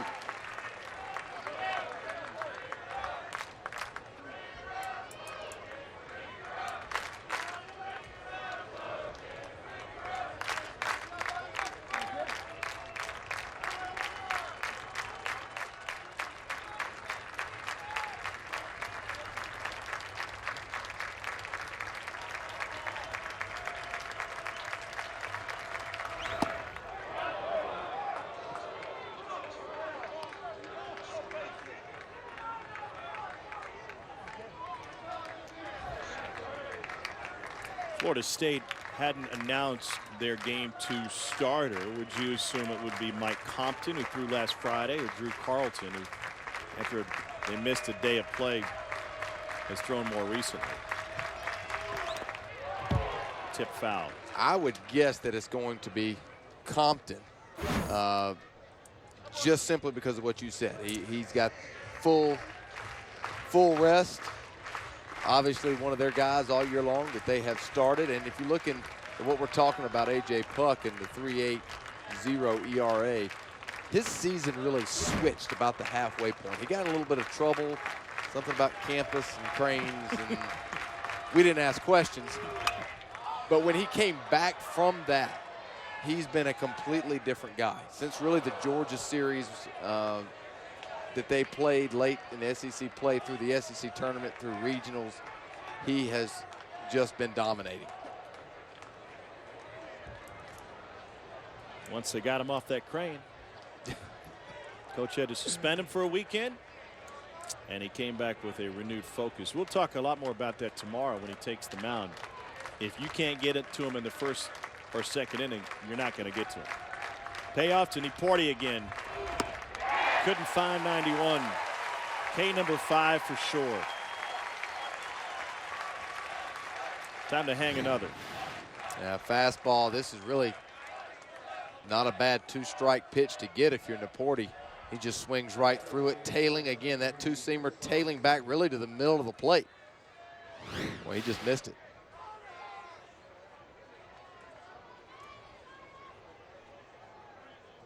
Everybody's involved. Well, it takes a village. Here's Chris Marcancini. Runner at second and 2 down.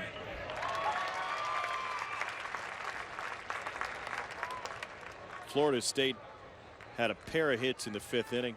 Looked like they were going to get something going, left them both stranded. Now a leadoff hit batter to start the 6th. And the Duke graduate, Marcancini, at the plate. I think one of the reasons you really don't see the transfer as much in baseball, one, so many of your better players go to the draft as juniors. That hampers them, and a lot of kids are not able to go to summer school and take classes to allow them to graduate in an expedited manner, because everybody's playing summer baseball somewhere. And so I think you throw the vast majority of your better players go in the summer. I mean, go to the draft as a junior. You don't have the ability to kind of make up some ground in your classes in the summertime as you do with really almost every other sport.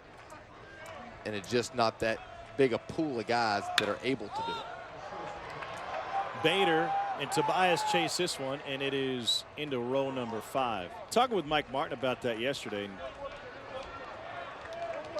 he recalled one specific graduate transfer in the ACC.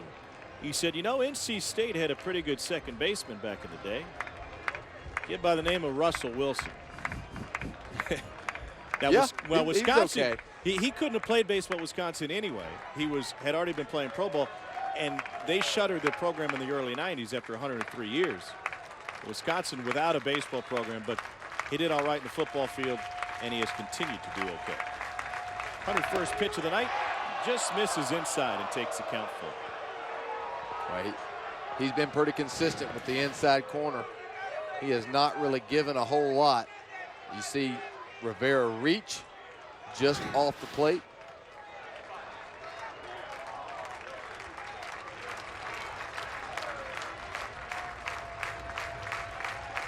The payoff to Marcancini. Shore trying to K the side. Just missed.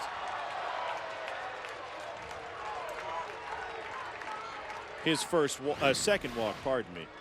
Well, again, you're talking about just missing. Ball starts on the plate, runs off the plate. Rivera even trying to bring it back, can't even get it back all the way to the plate.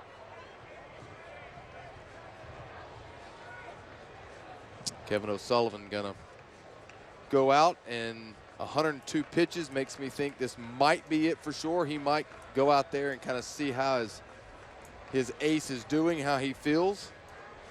Well, a big difference for Logan Shore tonight. and in the postseason has been run support. 37 runs of support over his last 3 starts. Over his final 4 starts of the regular season, it was a total of 2. They gave him plenty of wiggle room, and Shore leads with a W next to his name. Gators on top, 7-zip.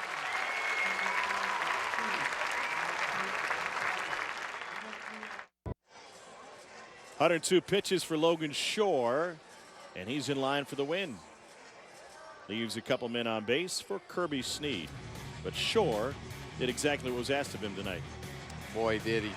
He's been very solid despite their record on Friday night all year long. Was in control of his pitches. That pitch, the sinker inside the lefty, I think was his most effective pitch all night long. But Logan Shore takes him 5 2/3 and gives the ball over to Kirby Snead. 26th appearance for the southpaw Snead. He's 1-0 with a save, a 3.19 ERA, 6-1 strikeout to walk ratio, and nearly a K per inning pitch for Snead, who's only allowed 4 earned runs over his last 2 appearances. He should be good for 20 to 30 pitches tonight. That's about his limit. Season high was 42, way back in the 1st of May. So great job by Logan Shore, who's trying to stay unbeaten in postseason play. Kirby Snead will face Taylor Walls.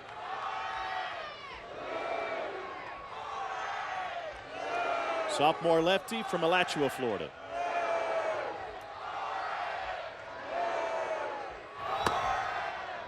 And drops the arm slap and misses away.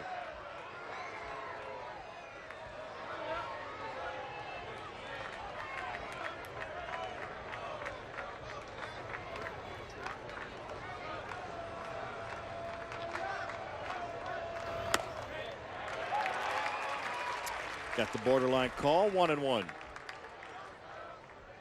Florida State really needs a big hit. Had one last inning, but the bullet hit the third base by Josh Delph was caught by Josh Tobias. But they need one that falls in and just gets them some kind of momentum going.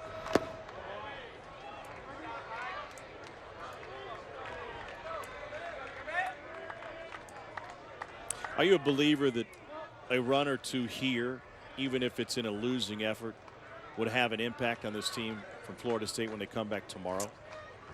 Probably not. That's You'd like to think so.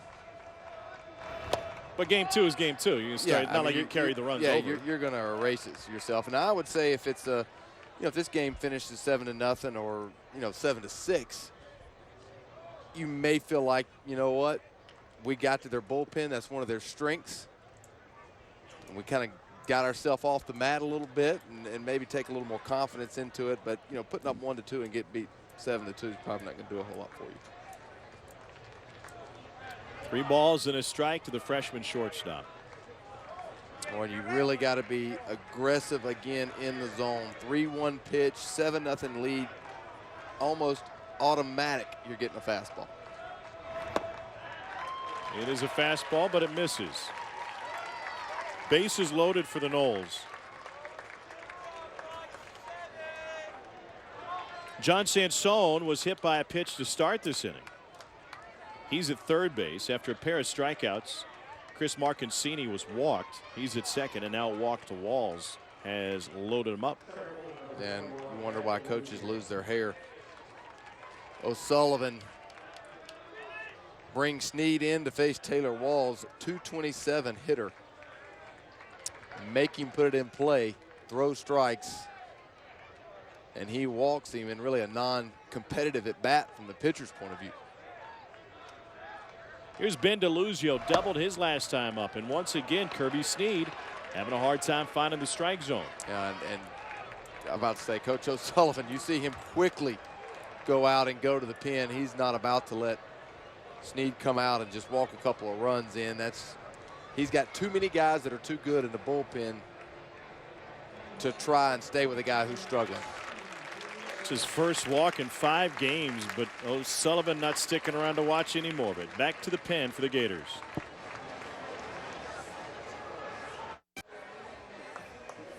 4-seed Florida leads Florida State 7-0 here in the top of the sixth, but Florida State trying to put something together. Tom Hart alongside Gabe Gross. We've seen how great Florida can look when they're playing well, maybe one of the best teams in college baseball. Can things change for Florida State with just one hit here? Yeah, in a heartbeat. Florida's pitchers have given up a couple of walks, got the bases loaded. You get a big hit right here, score 2 or 3 runs, and things look a little bit different 7-0 than they do 7-3. And so Florida State's got a chance, but they got to take advantage of it. They need a big time hit. 29th appearance for Taylor Lewis. He's 6-1 with 7 saves on this season. You saw Kevin O'Sullivan did not hesitate to go to him. And he misses low on the first pitch to DeLuzio. That runs the count to 2-0. Again, I think DeLuzio's got to be really aggressive in the zone, looking for a fastball. 2-0, bases loaded. Knows that Lewis has got to come in and throw a strike right here. If he misses over the heart of the plate, you just can't take the pitch. You got to be aggressive if he gives it to you. Or in you for a strike. Take it right down the middle. Well, that's either one. But that's the second time you've said that tonight. Yes. You know, and I think that's the key. Florida State has maybe been too patient at the plate, but once again, that's their MO. That is. I think at this moment, especially with this guy, if he gives you a pitch, you got to make hay on it. I know that they're patient and they walk a lot. It's 2-0 count, but Taylor Lewis doesn't have a sub-2 ERA because he walks a lot of guys. And you know, when he throws you a fastball down the middle with the bases loaded, that's a tough one to take. Mike Martin talking to his first base coach, making sure that everybody's on the same page if this ball is put into play with 2 down.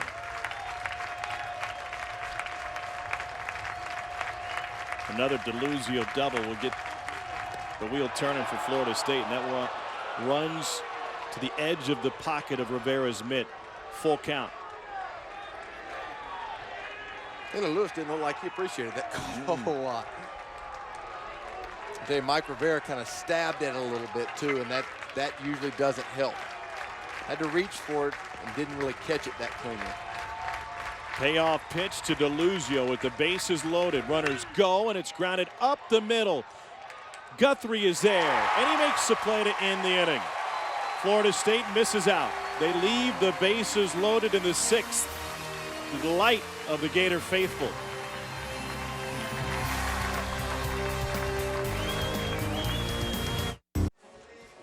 (7-0) Florida as we move on to the home half of the 6th inning here in Gainesville. X Games Austin continues Saturday at noon on ESPN with Toyota Skateboard Park. Then at 2 Eastern on ABC, Rally Car Racing and the GoPro BMX Big Air Final at 8 on ESPN. X Games Austin continues Saturday. We had a good time watching Enduro X last night. Those guys going around in circles, and then I realized that we were just waiting for a wreck. Yeah, that's pretty much what we were doing. It was absolutely everybody at the table. We were watching this for one reason.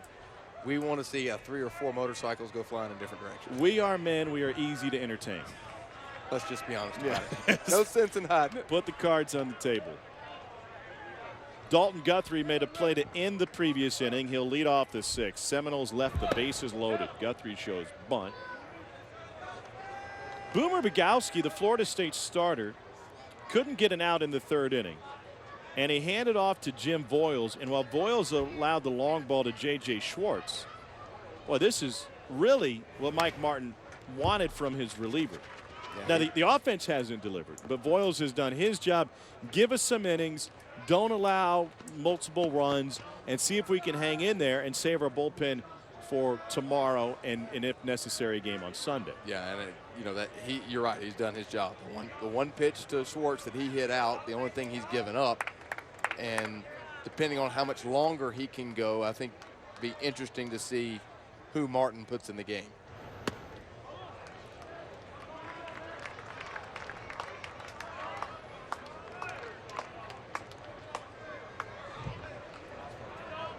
.31 pitches now from Voiles.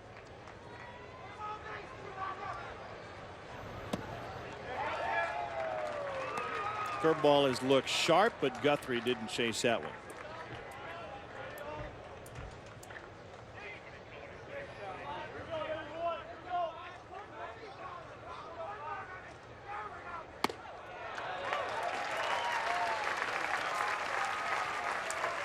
Yeah, you know, it almost goes unnoticed because they're so good and so consistent. But let's just take a look at the defensive play made by Dalton Guthrie. I mean, a ball hit fairly decently to his backhand, very smoothly, slides to the backhand, gets up, and makes the perfect throw. I mean, that's not your everyday play.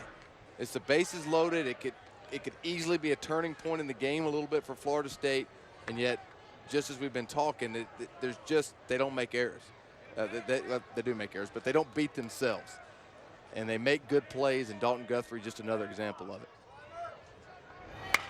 Curveball yanked foul. When I was talking to 11 yesterday, Mike Martin, I asked him about Florida. You know, it's a team you've obviously seen. Y'all played 3 times this year. You've beaten them 2 out of 3. But what sticks out to you about Florida? And he said very simply, I do not see a weakness. They have quality pitching. They have bullpen depth. They field it, and they hit 1 through 9. Yeah, he said there's no weaknesses in that lineup. Yeah. And in that respect, they're a national seed for a reason. LSU's got a great chance to win a national championship should they advance to Omaha because of the way their team is built, right? The great running team in that big ballpark in Omaha. Yep. I would say Florida's a team that's well built to win in Omaha as well. I mean, we've seen the return of the long ball with the new flat seam baseball this season. It remains to be seen how that ball will carry with the prevailing winds in Omaha. That went under the glove of Miller. And it caroms into foul territory. Long run for Stewart. Guthrie's going to hit third full throttle, and he comes around to score. Florida State would be better off if Miller never even touched it. But because he got his glove on it, it pushed it further away from Stewart. Now look at the kind of the hop a little bit, maybe just a little in-between hop, but Guthrie, he is rolling all the way. And to me, when you look at this game, as Mike Martin kind of makes his way out of the dugout for Florida State, if you look at this game, to me, the difference is really, there's lots of them, but the things that stick out of my mind, Florida's first rally got started on an error. Florida State had another error when they were trying to turn a double play, and then that ball underneath the glove that could have been caught. Florida State has not made those plays. Florida has. And so the Seminoles back to the bullpen. Freshman Kobe Johnson will enter for Jim Boyles.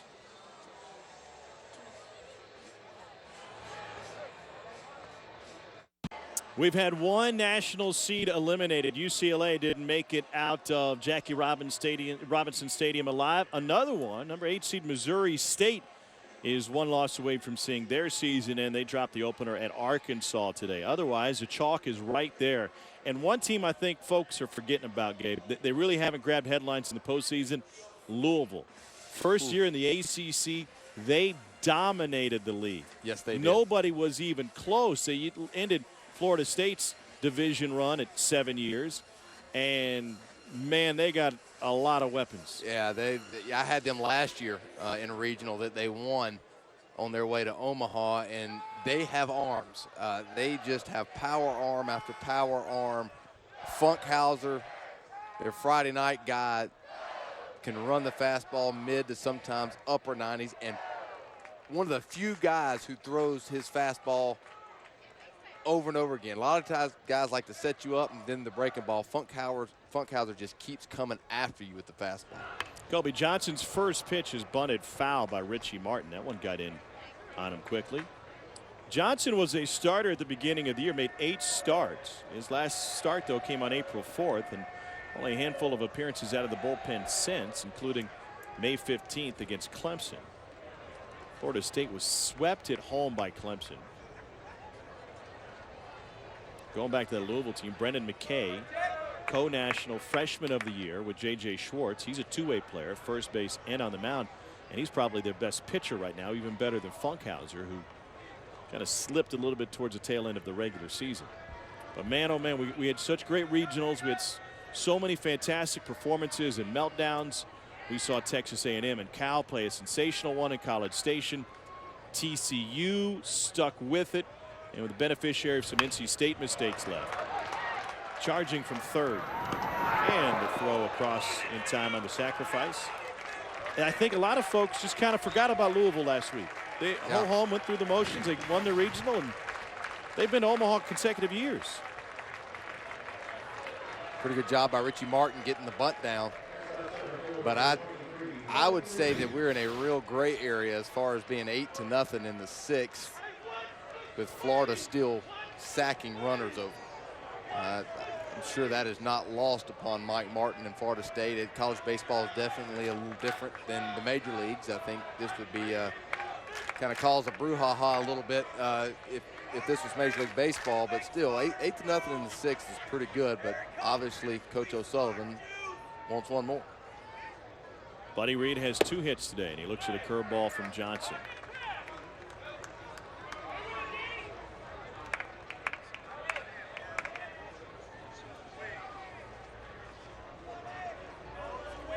Is Kevin O'Sullivan thinking that 8 isn't enough with only 9 outs remaining for Florida State?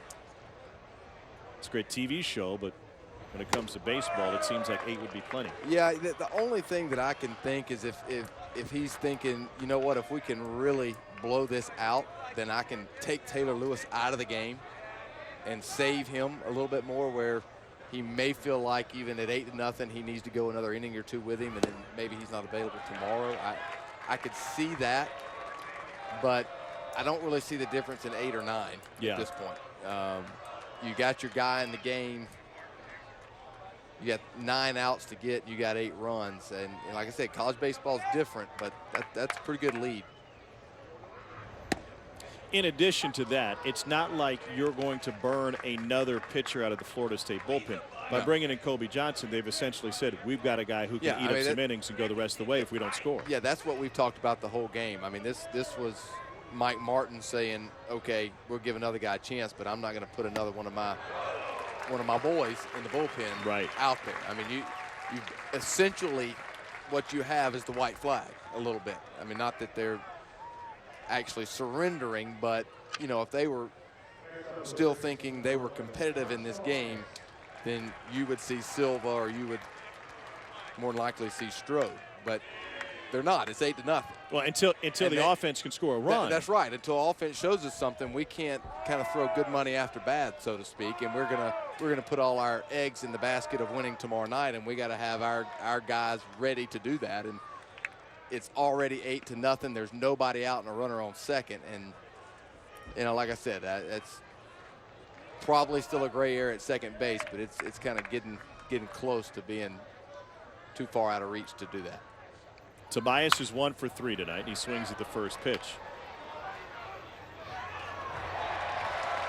So what you're saying is if that happens in the big league, somebody's getting earholed. That's right. And there's some chatter going across the field. There's absolutely no doubt about it. If that happens in the big leagues, yeah.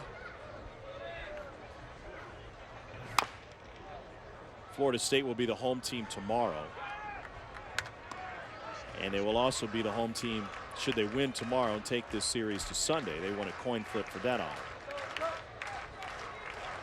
I don't know why we're relying on coin flips when Florida earned the right to host by being a national seed. Yeah, we were and talking with that about should that. have the benefit of being the home team in a deciding game 3. I mean, that should be part of being the host. No matter Florida or whoever. Yeah, I mean, Florida, TCU, whoever Louisville, the host wherever you team, are. if you've earned the right to host a game, then you've earned the right to be the home team in game 3. I would see it differently perhaps if you had 2 seeds with the same number. Florida is a national seed. Yeah.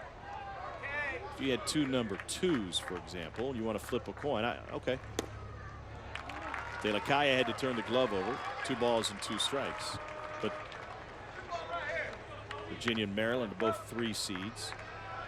So that whole thing was decided on a coin flip in Charlottesville. Maryland was the home team today on UVA's field. Still 2-2 to Josh Tobias. Tobias is more than just a baseball player. He represented the SEC at the NCAA convention last summer.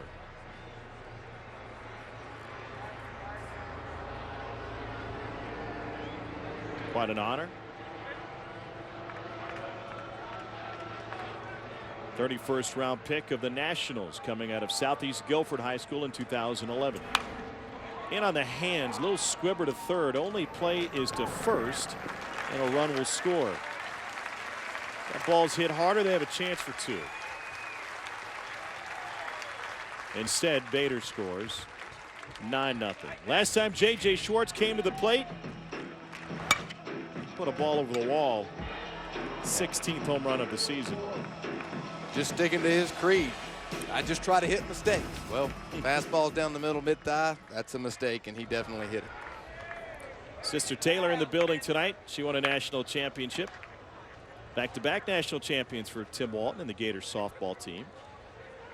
And she will be in Omaha next week, one way or another, whether or not her brother is there. You see, Taylor Schwartz has accepted an internship, and she will be working at the College World Series.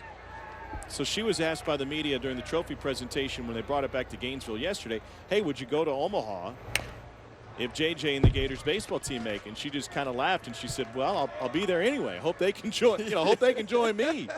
But she's definitely one up on her brother now. Pair of national championships and already a trip to Omaha. That's two of them. Yeah, two national championships. If you want to throw the two national championships and already booked her ticket to Omaha, that might be three of them.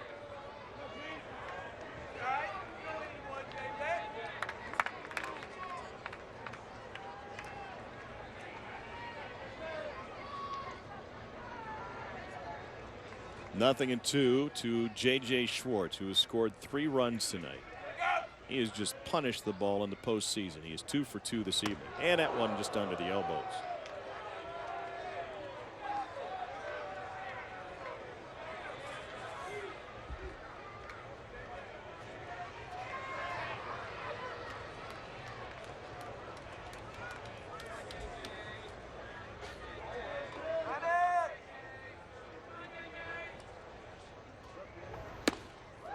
Johnson misses with the breaking ball.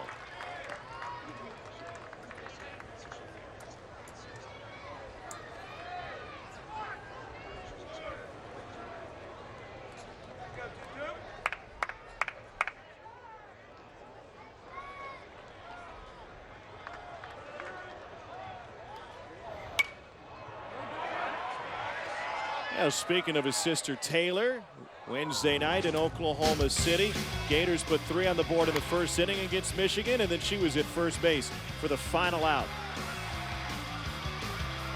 Lauren Hager, the winning pitcher once again, joining UCLA and Arizona as the 3rd team to win back-to-back Women's College World Series. Taylor also drove in a pair in that game, 2 of the 4 that the Gators scored.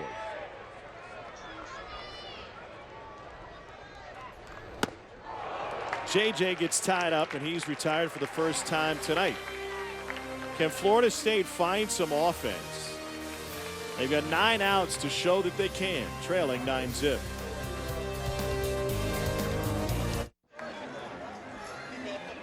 You're watching the NCAA Super Regionals presented by Capital One.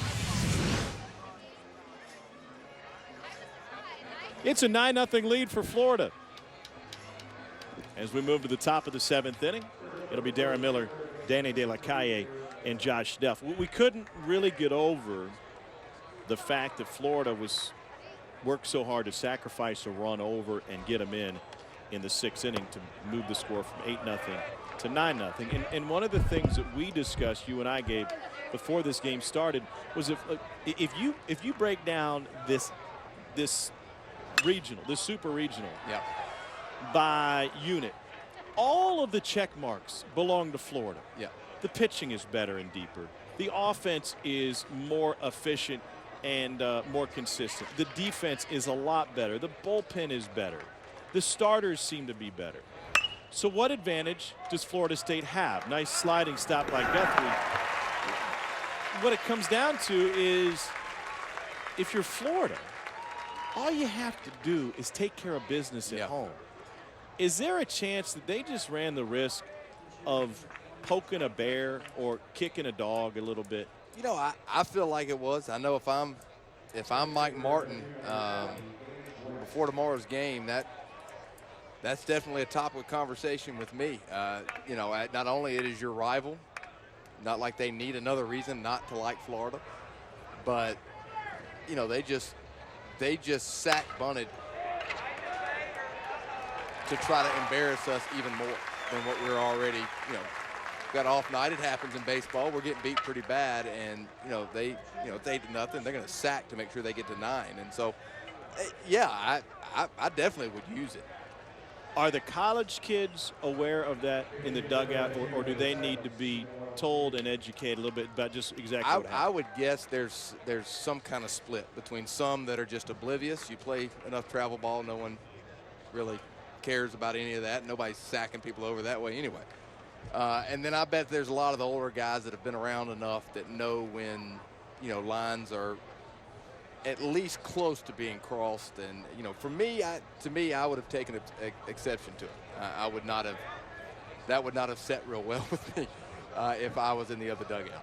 This is Stephen Wells Jr., and he sends a first pitch to Josh Tobias at third. It's a 1-2-3 frame in the 7th. We step into the stretch. A lot of drama for a 9-0 game.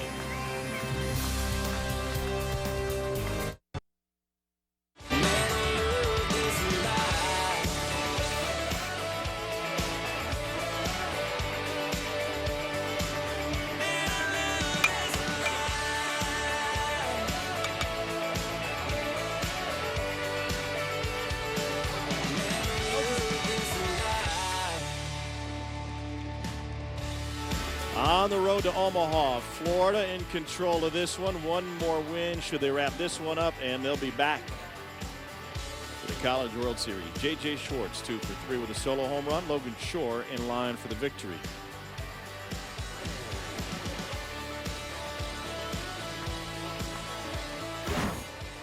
Stephen Wells Jr., who pinch hit that last half inning, he stays in this game in right field. This is Peter Alonso to lead off the 7th.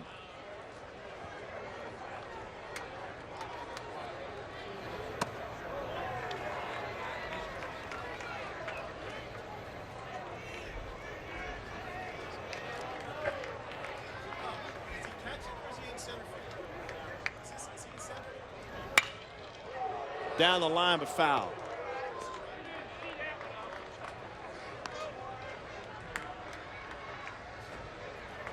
A few different changes for Florida State defensively, including Gage West, the new backstop.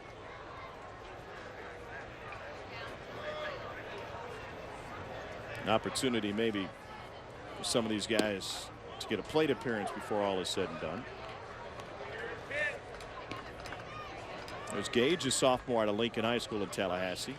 Made 4 starts at catcher this year.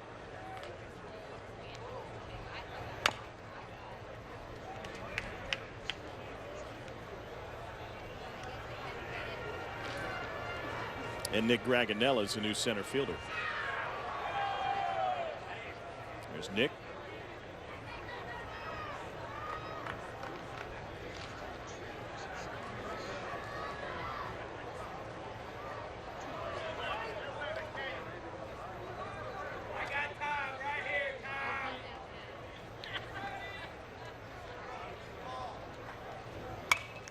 Popped up. Hank Truelock, the new second baseman, he charges in over at third, and it drops out of the glove of Darren Miller.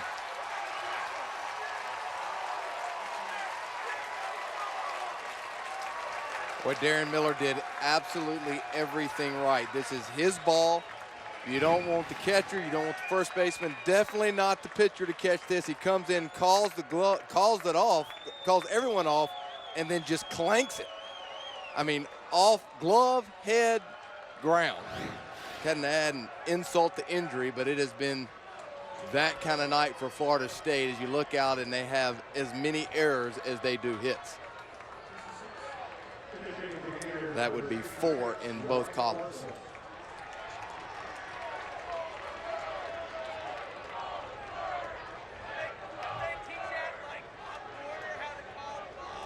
That was Dylan Busby at third, not Miller. Pardon us. Wholesale us. changes for Florida State. And we got a new hitter in for Florida, Ryan Larson. Mike Martin Jr. wearing out his scorecard. New center fielder, new right fielder, new third baseman, second baseman, and catcher.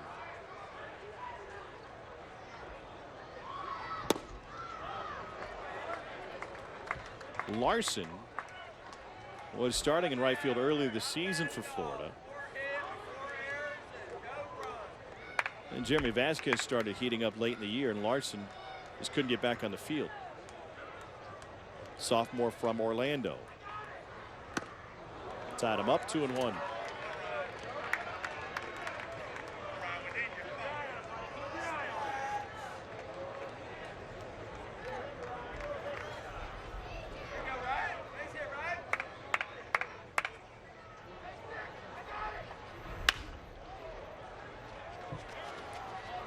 Not to beat a dead horse, but to go back to Florida's sacrifice to take it to 9-0.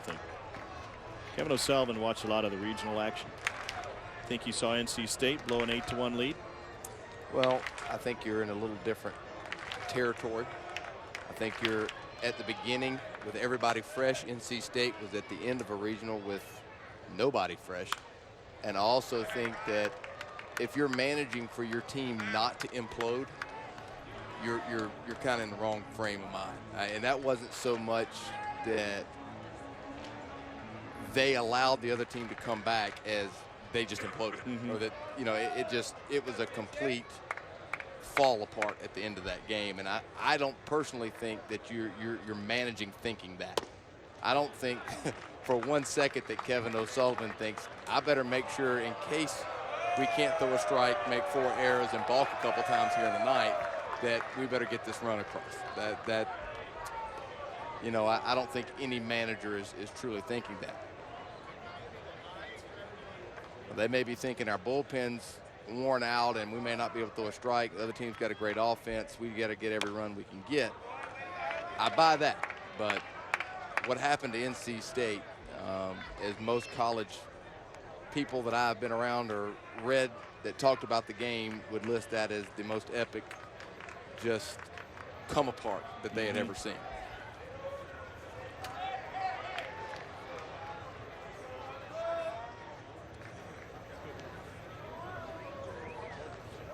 Ryan Larson lines one foul. And especially when you think what had really just happened with new pitcher in the game, who that pitcher was, which again we've kind of talked about. I mean, nothing in the world wrong with Kobe Johnson, but he's not one of their guys that they really throw out there. You know, that when they're trying to go get a game. And obviously you can tell that the next inning, you know, Florida State, half their roster turns over, half the guys on the team turns over. I mean, it was at that point of the game, and it just felt like everybody knew it.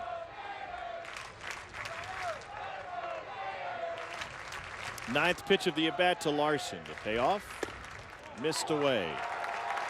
So after an error, then a walk. Second walk from Kobe Johnson tonight. And that'll bring Mike Rivera to the plate.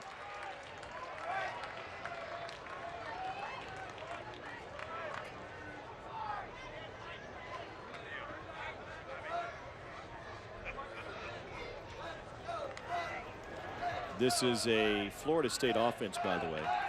13th in the country in runs, 17th in on-base percentage, and 17th in home runs. And they've been held scoreless on just 4 hits tonight. So we will discuss and dissect the 4 errors this evening and the struggles with the pitching. And Mike Martin is going right back to the bullpen again. But the bottom line is Florida's pitching has held the Seminoles in check. And after Kobe Johnson fell behind in the count to Mike Rivera, Levin saw enough.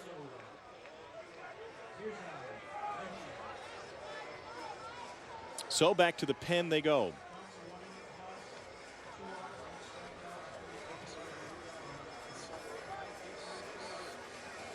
Seminoles bring in Will Zerzo.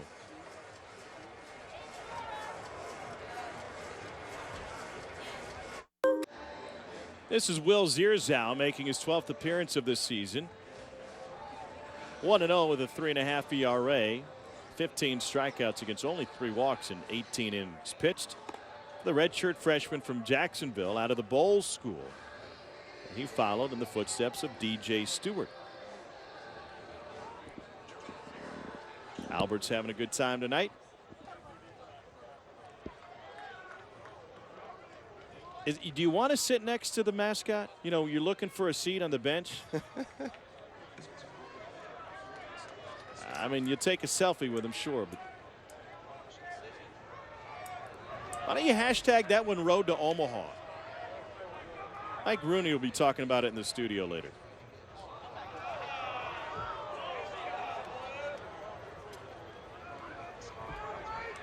Al can just kind of put his feet up now, can he?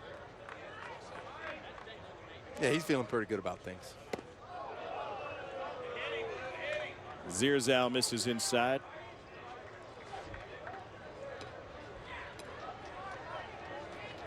They find a few more outs. And another win, and he might have to find a new ball cap. Official College World Series cap from Omaha next week. Skipped in the dirt. Nobody will advance.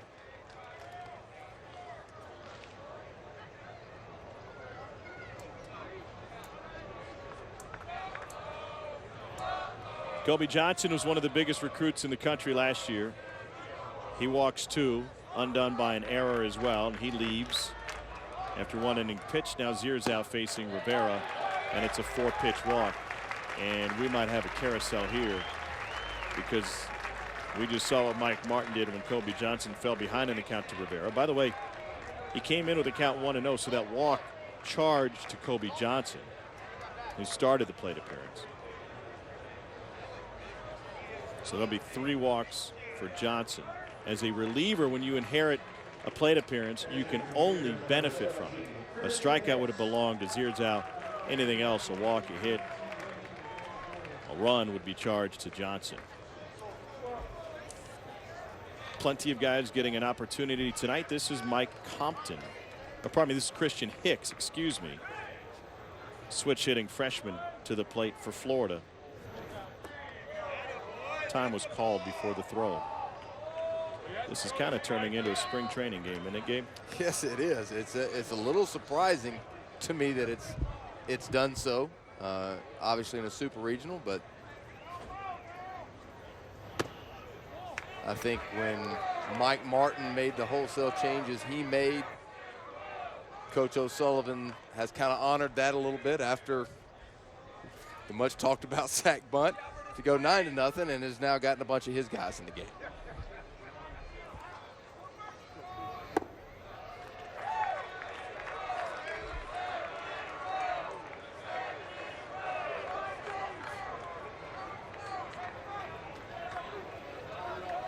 Hicks is another Bowles product. He's a freshman, so he's facing a former high school teammate in Zierzow. And Zierzow behind in the count 3-0. It's a pretty decent program. Yeah, I'd say. They do okay. Got a guy or two that pan out. The Chipper guy won bad. Yeah. You know, if switch hitting's your thing. Yeah, Hall of Famer. Future, I should say. At least I believe he will. Yeah, he's a year away, I think.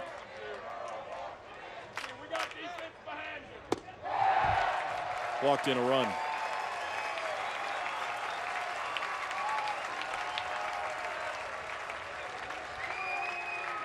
You know, in baseball, no matter what the situation is, coaches at every level are always evaluating players, and just look at the domination really by Florida, 39-3 in their last 34+ innings.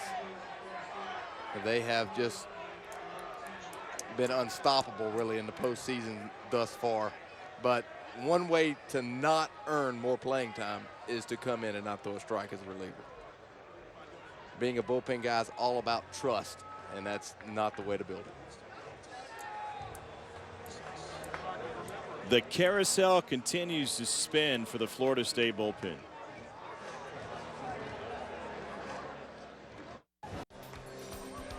Moving forward, here's what it looks like on our side of the bracket. Virginia leads Maryland 1-0. Cavaliers trying to return to Omaha. Arkansas knocked off Missouri State today in a dominating performance. The Razorbacks one win away from the College World Series.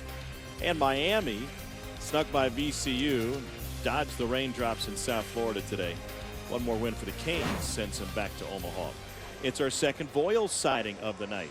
This is Ed, twin brother of Jim, who worked 3 innings of 3-run baseball. Ed really does have the new car smell. Just his 6th appearance of the season. 0-1 of the 1.69 ERA over 5 1/3 innings.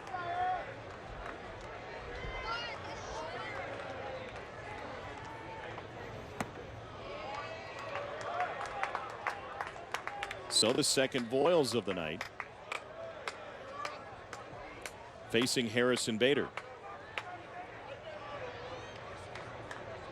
Ed, 6'7" redshirt freshman from Atlanta out of Holy Innocents High School.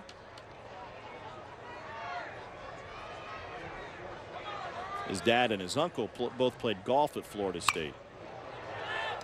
And that one's sent back to the seats. 1-1.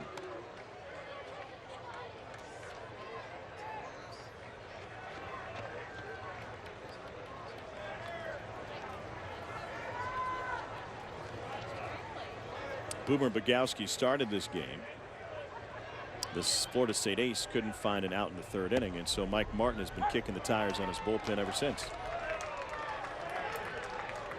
Voiles, Johnson, Zierzau, back to Voiles. Like to reset the odometer if he could.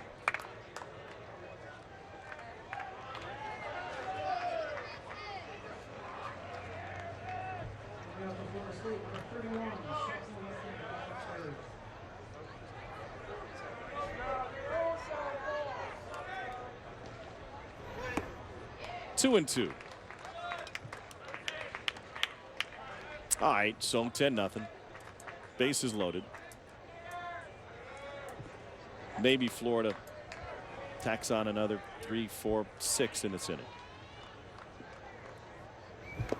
At this point, what can happen that would help Florida State leaving the ballpark tonight to come back tomorrow and think, you know what, we're all right?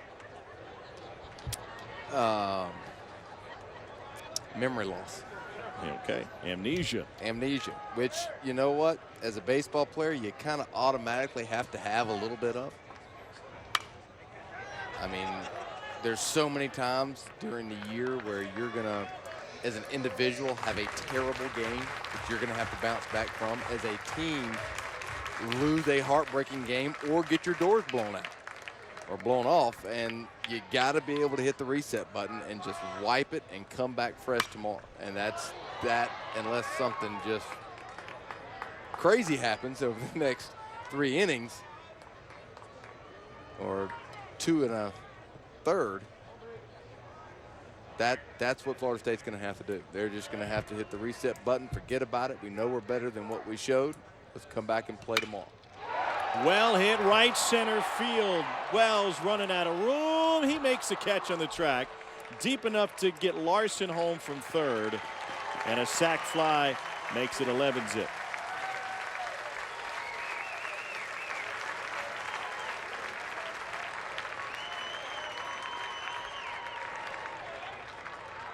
So the first 2 that reached, Alonso via the error and Larson on the walk, they both come around to score.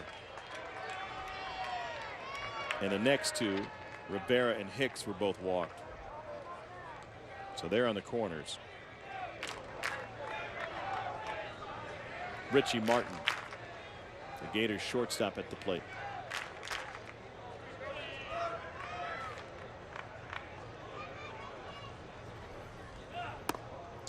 To me, I guess the only decision left in this game, unless things rapidly change of consequence, is whether Florida leaves Taylor Lewis in the game or not. Why would you? If you think that he's already gone past the spot where you're probably not going to lose him tomorrow anyway, I would think maybe you did. I mean, you brought him in when it was 8-0 or 7-0. So I think that I don't think that they would, but I'm not managing. He's thrown Lewis through 11 pitches in the 7th inning. So Obviously, he leaves now. He'd be good to pitch Yeah, tomorrow. he's good tomorrow. And maybe he's good 3 days in a row, depending on what happens tomorrow. And he's their, he's their guy out of the bullpen. They got a lot of good guys out of the bullpen. He's been the best.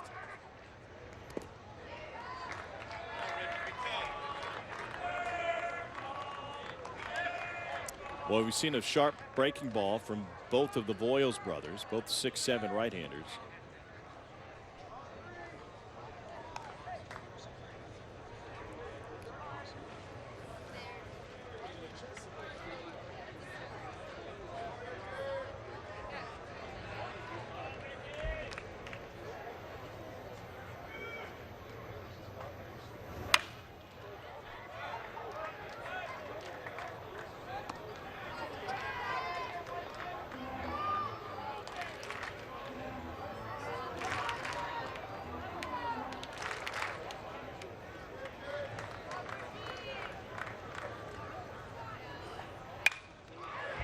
Through the left side. Rivera will score. 12-0 Florida.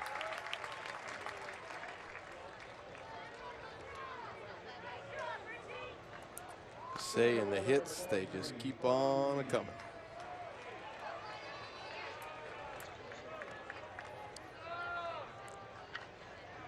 You've got some postseason games under your belt. You played in the World Series. Does a loss like this, under these lights, in this scenario, hurt worse than a Tuesday afternoon, Sunday afternoon getaway day?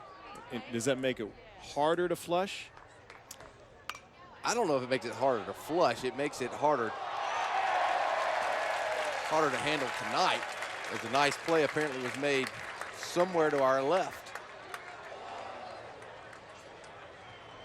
But yeah, I think it makes it harder to flush tonight. It makes it harder to swallow. You just kind of came out and you laid an egg tonight and you played bad. But I think when your eyes pop open tomorrow morning, it's gone and the juices get flowing to what you got to do today. Be back at it tomorrow, 5 o'clock on ESPN2. Florida State will try to even the series and keep their season alive. They last went to the World Series in 2012.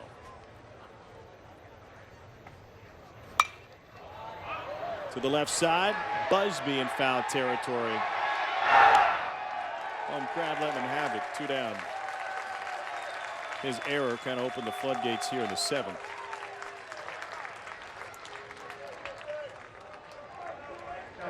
Florida pushed 4 across in the first, 2 in the 3rd, 1 in the 5th, 2 in the 6th, and 3 already home in the 7th.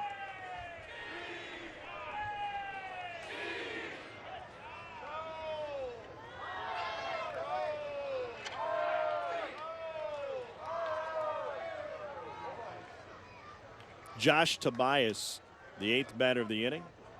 He is 1 for 4. And he looks at a strike over the inner 3rd. One of the things Josh and I talked about when it comes to switch hitting is all the work that goes into it, and the fact that if you're really going to put in the work, and he obviously has, as a switch hitter, you're putting in twice as much work as anybody else. He said the positive, though, he said you might get into a funk where your swing feels really bad from one side of the plate, and that happens to everybody. The good news is you got another side to swing from. That's right. You know, so if you catch a break and they turn you around, whoa, all right then. It's a good thing. Yeah, I've talked to a lot of switch hitters through the years, and they always say the swings are totally separate. You can be locked in on one side and lost in on the other. It's just like you're 2 different people swinging the bat. It's kind of like your putting game, isn't it? It is kind of like my putting game, except that I'm usually always lost with my putting game. I don't really ever have that locked in feeling. They don't call me Mr. Three Wiggles for nothing.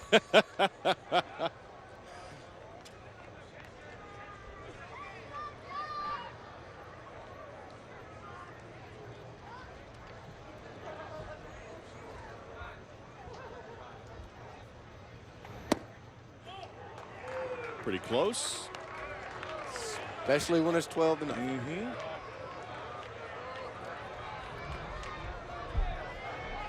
Everybody except Josh Tobias would not have minded.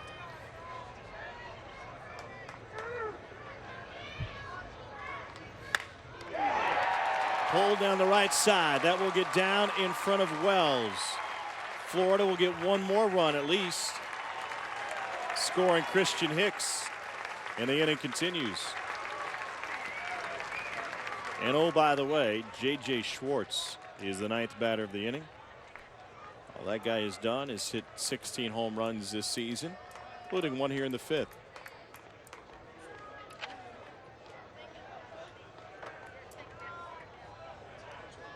Well, we won't get Schwartz after all.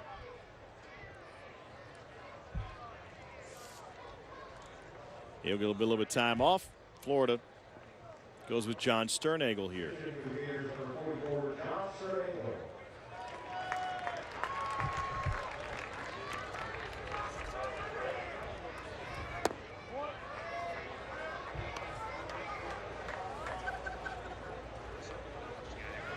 Sophomore from Rockledge, Florida. It's a 39th round pick of the Royals coming out of high school. 1 for 1 in the postseason with an RBI.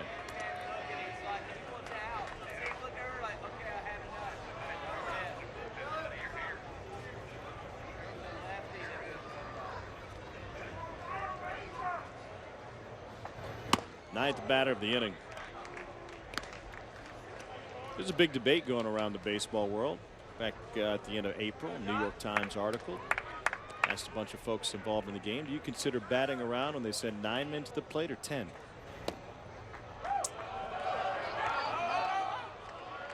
I would go with the 9th. You have batted around when the 9th person has hit. Yes. I can see the steam coming here. The wheels are really turning. Yeah, I'm trying to think of how it, I mean, however you want to phrase that, when 9 guys have hit, you have batted around. According to Gabe Gross, the Gators bat around here in the 7th inning. Neporti holds it in.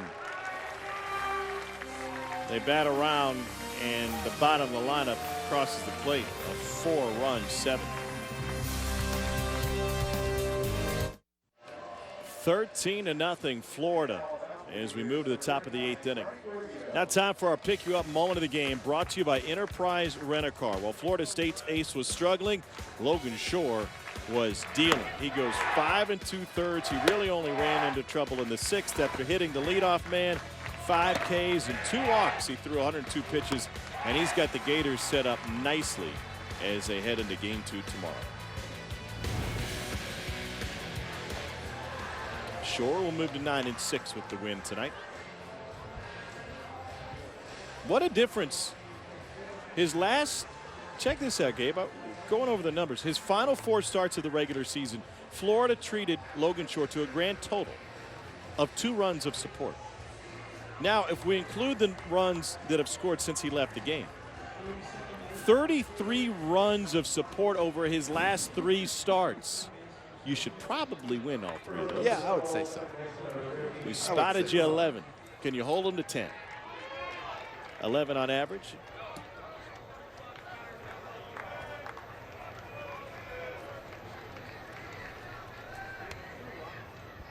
Florida's made some changes.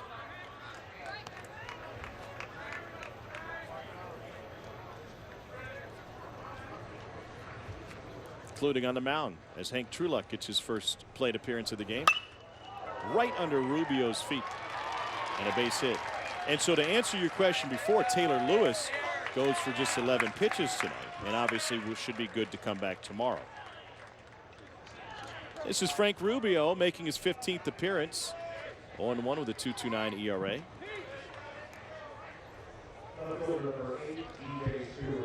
And here's DJ Stewart. 0 for 3 tonight. I think it's fair to say that for this Florida State team, they go as DJ Stewart goes. He's their only hitter batting over 300. And again, Mike Martin just said yesterday he is the unquestioned leader of this team. And so I think your statement is absolutely correct. As As DJ Stewart goes, so go the Noles. And to be fair to DJ, there were in every at bat. Now I don't want to portray him as a complainer, but for a guy who knows the strike zone, and the numbers indicate as such, in every at bat he's had, there's been at least one pitch that put him in the hole early. He's been down 0-1 every time. Now that the last one he swung at, but he took strike one, I believe, each of the first 3 plate appearances. And it was, in his mind at least one borderline pitch each time he came to the plate. Well, sometimes, I mean, that's not worth 13 runs. No. But sometimes they can make a difference. It can, but you have nights that, you get calls go against you, and this is not the first night of DJ Stewart's career where that has happened to him.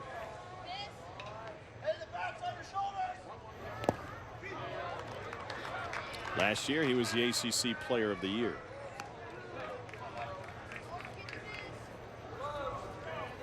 Rubio got a little bit of work in against Florida A&M in the first game of the Gainesville Regional. Actually, take that back. That was all the way back on May 29th.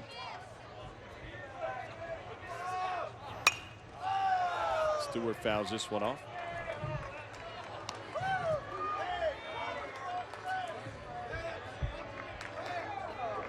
That was the 19-0 game against FAMU. So think about this from this perspective.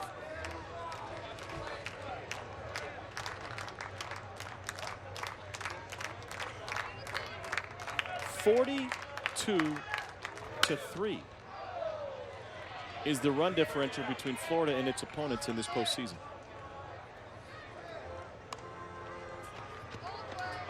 That is just complete domination. I mean, that is, again, you're facing in postseason play supposedly the best of everybody, and they have not just won but dominated every game so far.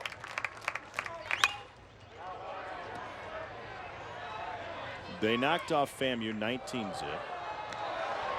They beat USF 8-2. And then they were pushed to the edge by Florida Atlantic and won that game 2-1.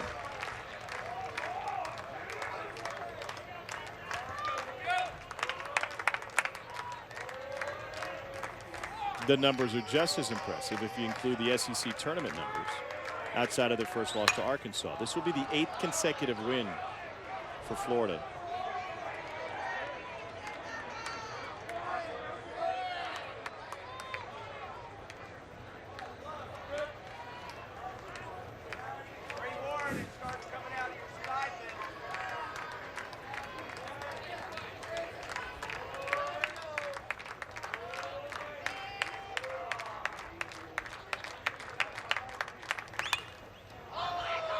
So if you include the SEC tournament after losing the opener to Arkansas,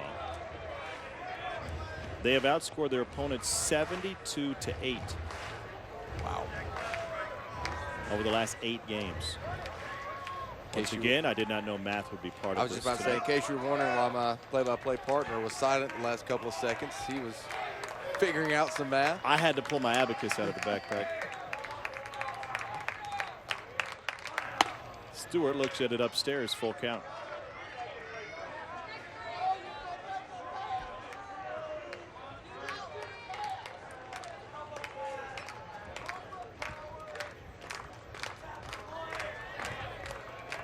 Tenth pitch of the at-bat.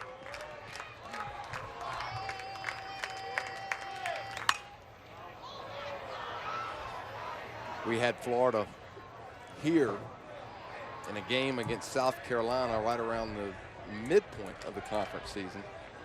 Coach O'Sullivan at the time said, you know, I really like my team. I think we can be really good, but we have not played like it so far. We hadn't really hit our stride, and it seems to be that they have hit their stride. Yeah, I think so. See if this one will stay in play.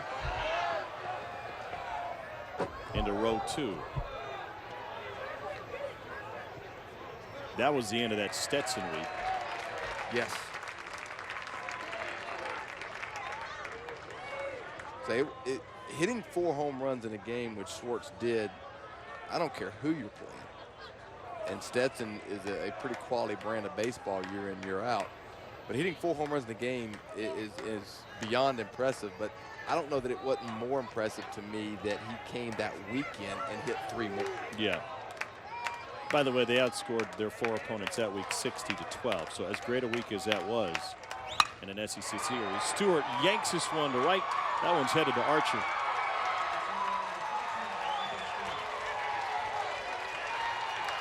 Two-run shot for Stewart. And we got to give credit to DJ Stewart. They're down by 13, and he battled that entire at-bat. Yeah, you know, every at-bat counts. You don't want to give any away. He certainly doesn't give this one away. And finally gets a pitch that he likes. Really, I mean, that's a tough pitch to get on top of and get the barrel to. But he gets there. Up and into a lefty is not usually where guys like him, but he had seen so many pitches at bat. He finally was able to get to that one. And then first pitch swinging for Nieporty. And he sends a single to left field. That was a 12-pitch at bat for DJ Stewart.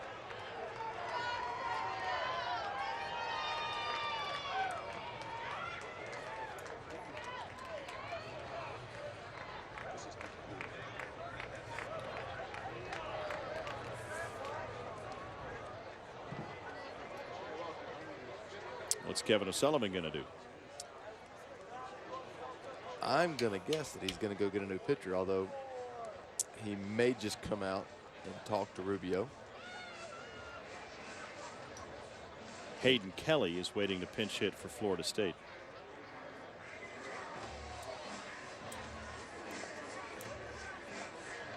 The first at bat for Kelly. And that'll do it for Rubio.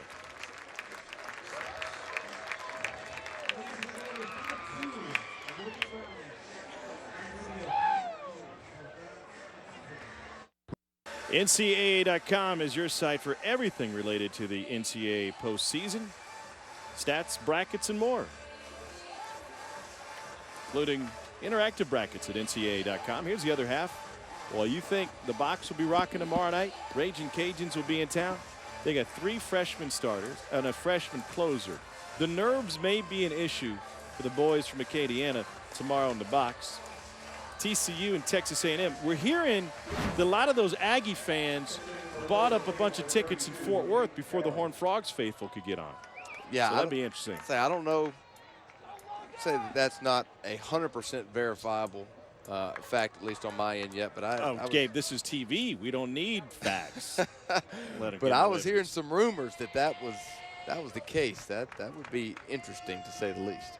This is Logan Browning. He's the son of longtime big league pitcher Tom Browning. First pitch goes to second for 1 and on to first. Can't get much more efficient than that. And fielded his position. 1-6-3 double play. Second twin killing of the night for the Gators. Well, this is what Florida does. They know how to play defense, and even the newly minted reliever in the game knows how to get it done. Richie Martin really knows how to turn it over.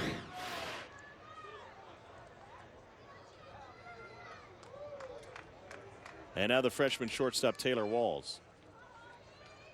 Is Martin a first rounder in your mind? Well, we'll talk about it. He handles another out, and that'll close the door on the Seminoles in the 8th. They go to the home half. 13-2 Gators.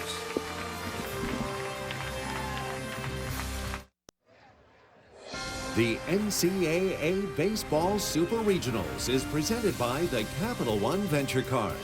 Earn unlimited double miles you can use on any airline, anytime. And in part by the 306 horsepower Lexus GS. Experience it, and there is no going back. And Verizon, America's largest and most reliable 4G LTE network. Tom Hart with Gabe Gross, late innings from Gainesville. And all Gators. 13-2, Florida with the lead. Seminoles have gone back to the pen. Voiles will be put up on the lift, and it's Alec Bird into the game. 27th appearance, 5-1 with a 4.64. Pretty good numbers for Alec Bird this season. Sophomore from Miami Shores out of St. Thomas Aquinas High School. Alma mater of John Kingem. Quarterback to the Stars.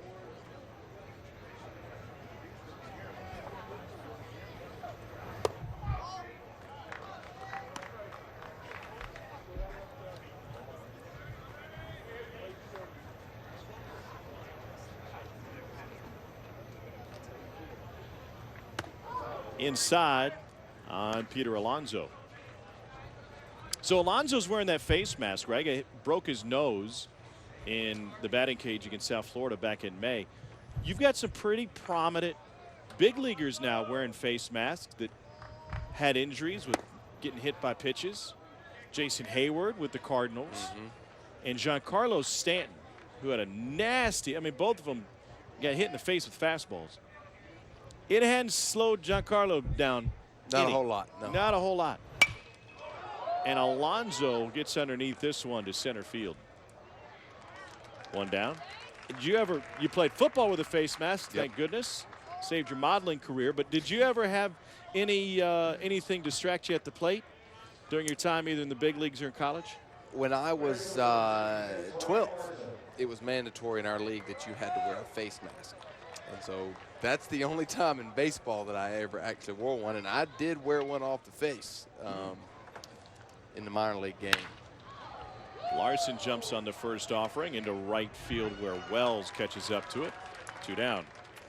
And it with a pitch, you get hit in the face by a pitch? Hit by with a pitch, and it was kind of half on my ear flap and half on the side of my cheekbone of my face, and it was one of those deals where first pitch a lefty threw me. I was a left-handed hitter. It was a breaking ball, and it buckled my knees a little bit, and I kind of talked ugly to myself and told myself to stay in there. And after that first pitch, you knew he was going to throw it again and let it break and hit it. And somewhere around the halfway mark, as I was telling myself to stay in there and not move as the ball was coming toward my face, I realized it was not going to break. And I was a little slow in reacting, getting out of the way. Another pinch hitter for Florida. But I was fortunate that it did clip a small piece of the ear flap that lessened the blow directly to my face. Even though it knocked me off my feet and out of the game, it was no further damage. Zavari looks at a strike, 0-2.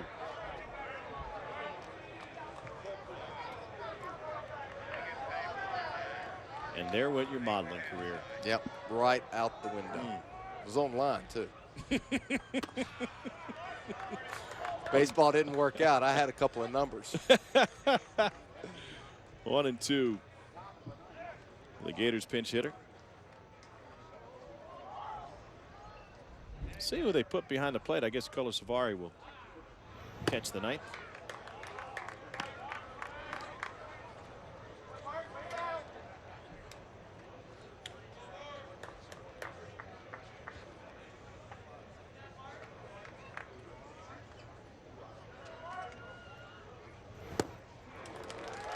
Well, Zavari goes down swinging, and we go to the ninth. Last chance for Florida State.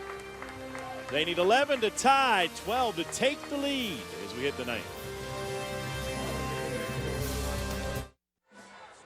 13-2, Florida leads Florida State as we hit the ninth inning here in Gainesville, game 1. Tonight's Capital One player of the game, J.J. Schwartz, 2 for 3 with a solo home run, drove in a pair. Look at his numbers for the postseason. 543. And this one. Wow. Changed the oil on Voiles. Yeah, he did that. And he has got a very simple approach and great swing. I love it. Love the way the young man swings the bat. His mental approach to the game as well. Obviously, pretty good heritage. Been taught a lot about the game of baseball and how to play it. And he is putting it together for Florida. Here's Nick Graganello with his first plate appearance tonight.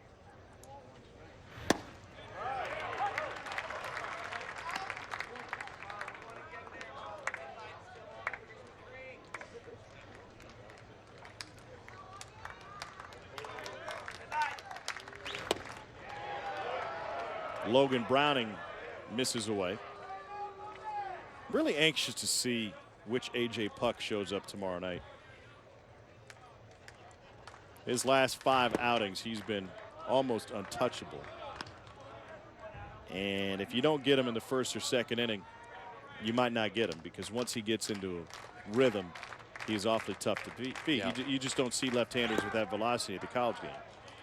Well, we had him earlier in the year, and he was still good. I mean, he's a 6'7" guy that throws over the top, creates good angle. He was 91 to 94, but really pitched mostly in the 91-92 range. And I saw his start at the SEC tournament where he set 94 to 96 and I believe touched all the way to 99. I know some 97s, 98s were thrown there, and I think he might even touch 99. And so I'm interested to see where he is as well. Dylan Busby swings at the first pitch and drives this one all the way to the gap. It'll get to the wall on one hop. Graganello will be stopped at third. And Dylan Busby has a double.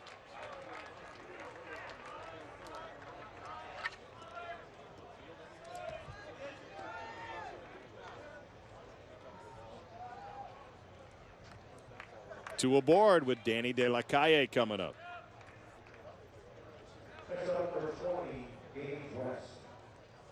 Pardon me, Gabe West, who is getting his first plate appearance of the game.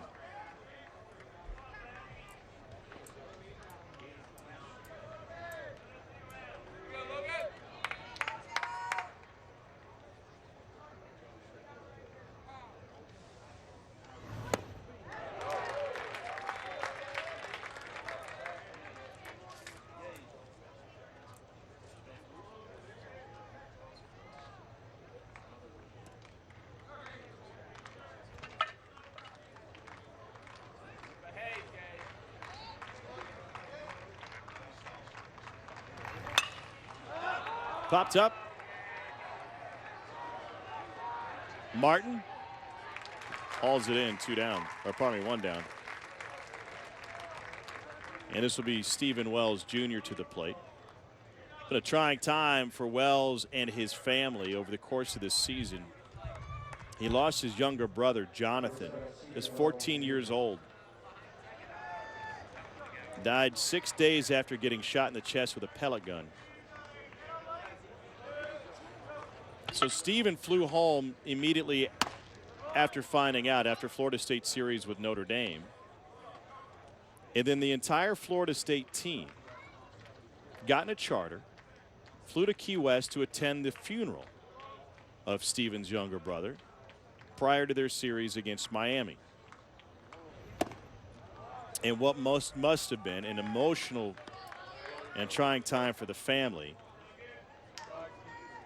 Support from his teammates had to have meant the world to Stephen Wells Jr.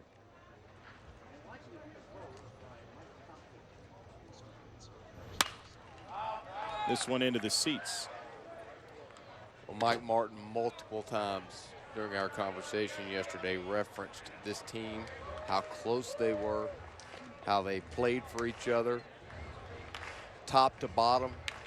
And he didn't know if he had ever had a team that was quite like this one in that regard. And the tightness of that bond is pretty special. And Stephen with a line drive single to right to drive in a run for Florida State. Little used outfielder, only played in a handful of games, and he comes up with a big hit here in the 9th inning.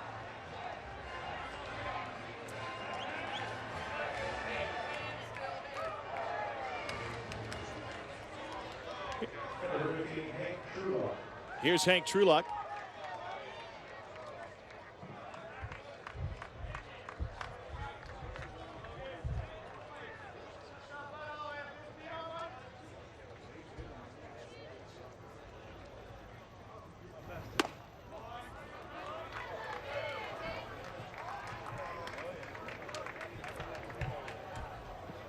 Trueluck, sophomore from Ocala,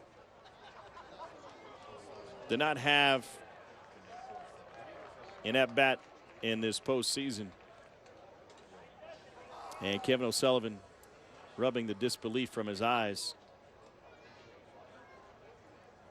after Browning fell behind in the count to Trueluck.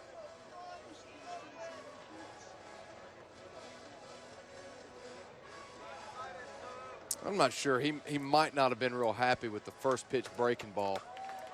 13-3.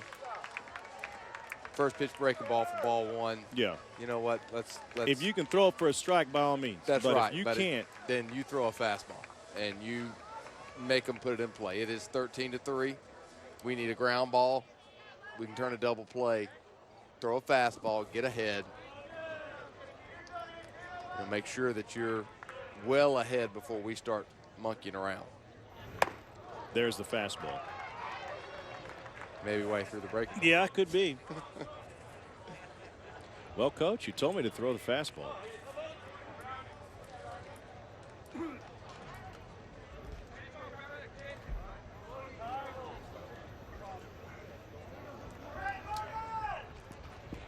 Kola Savari is the new catcher. He asked for time there.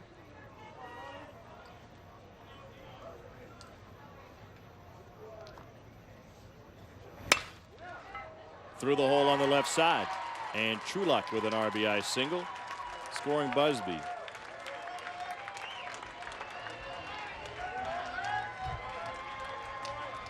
It's now a 9-run game. I went back and was looking at some of the games between these two programs this year in other sports. And in football, Florida State had a pick six. Gators threw a pick six in that one. And then in basketball, Florida had an own goal tip-in at the buzzer to give Florida State the win. As a pinch hitter gets hit by a pitch. And so it seems to me this has been through football and then basketball, a rivalry where mistakes have taken center stage. Mistake on the fastball, up and in.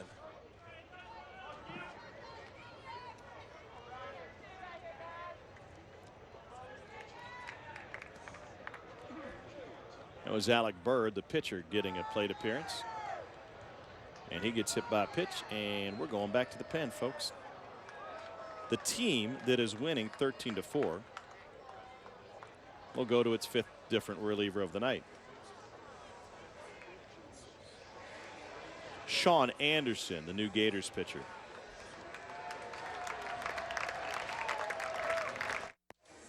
Sean Anderson last pitched in the blood against Florida A&M, game 1 of the Gainesville Regional, making his 15th appearance of the season.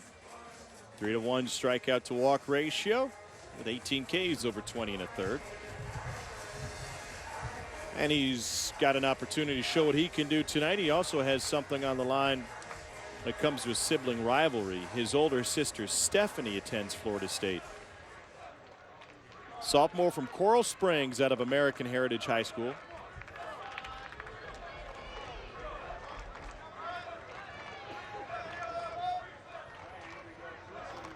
Was a 40th round pick of the Nationals coming out of high school. And his first pitch, 89 with a swing and a miss.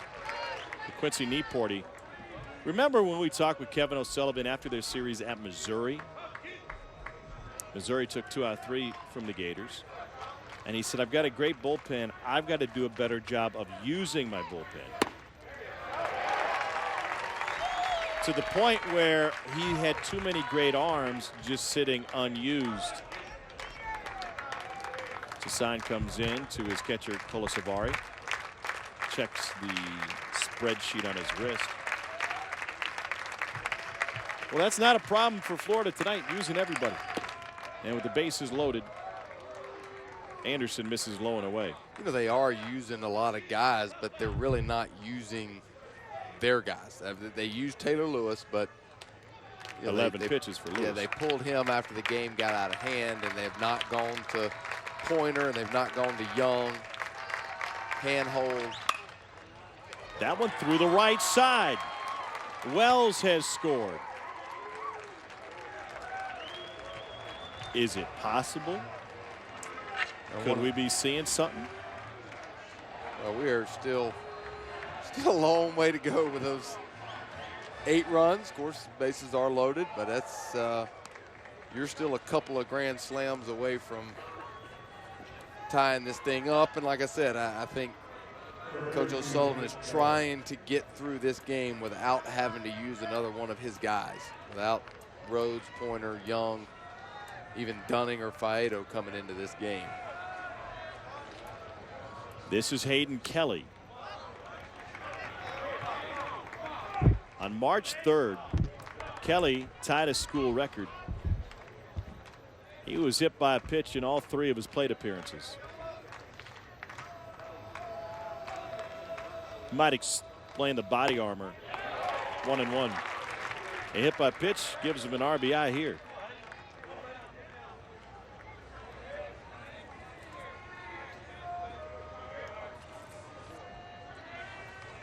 First at bat, Kelly hit into a double play.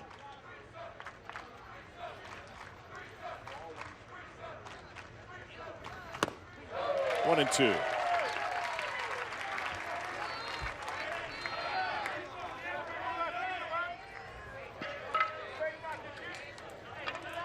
Kelly was at Polk State Junior College last year.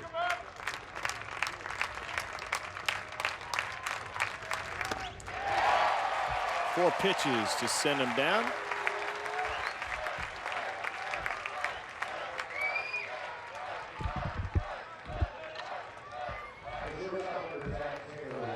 And here's the 9th batter of the inning, Taylor Walls.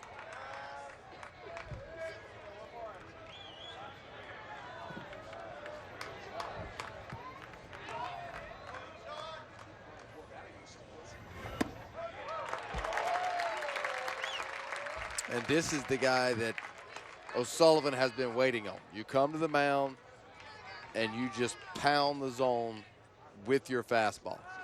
Again, you had a 13-run lead. Now it's an 8-run lead.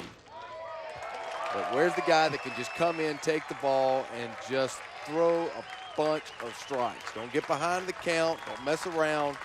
Come in and just give me what I'm asking for out of my bullpen, and that's just pound the strike zone. Big lead, don't mess around, pound the zone. It was the 10th largest crowd in school history here in Gainesville. 5 of those record-setting crowds came against Florida State. 5,709 through the turnstiles earlier tonight. Most of those have hit the road. Seminoles down to their last strike, down by 8. Little dribbler. Martin will reach it. Flips for the force out. Tobias covered the bag, and there's another flash of the leather. Seminoles get a few runs in the 9th, 3 of them. They get 5 in the final 2 innings. Here's what it looks like. Florida and Miami seem to be on a collision course. They're each a win away from meeting in Omaha. Top side of the bracket, Virginia leads the series against Maryland 1-0, and Arkansas leads Missouri State.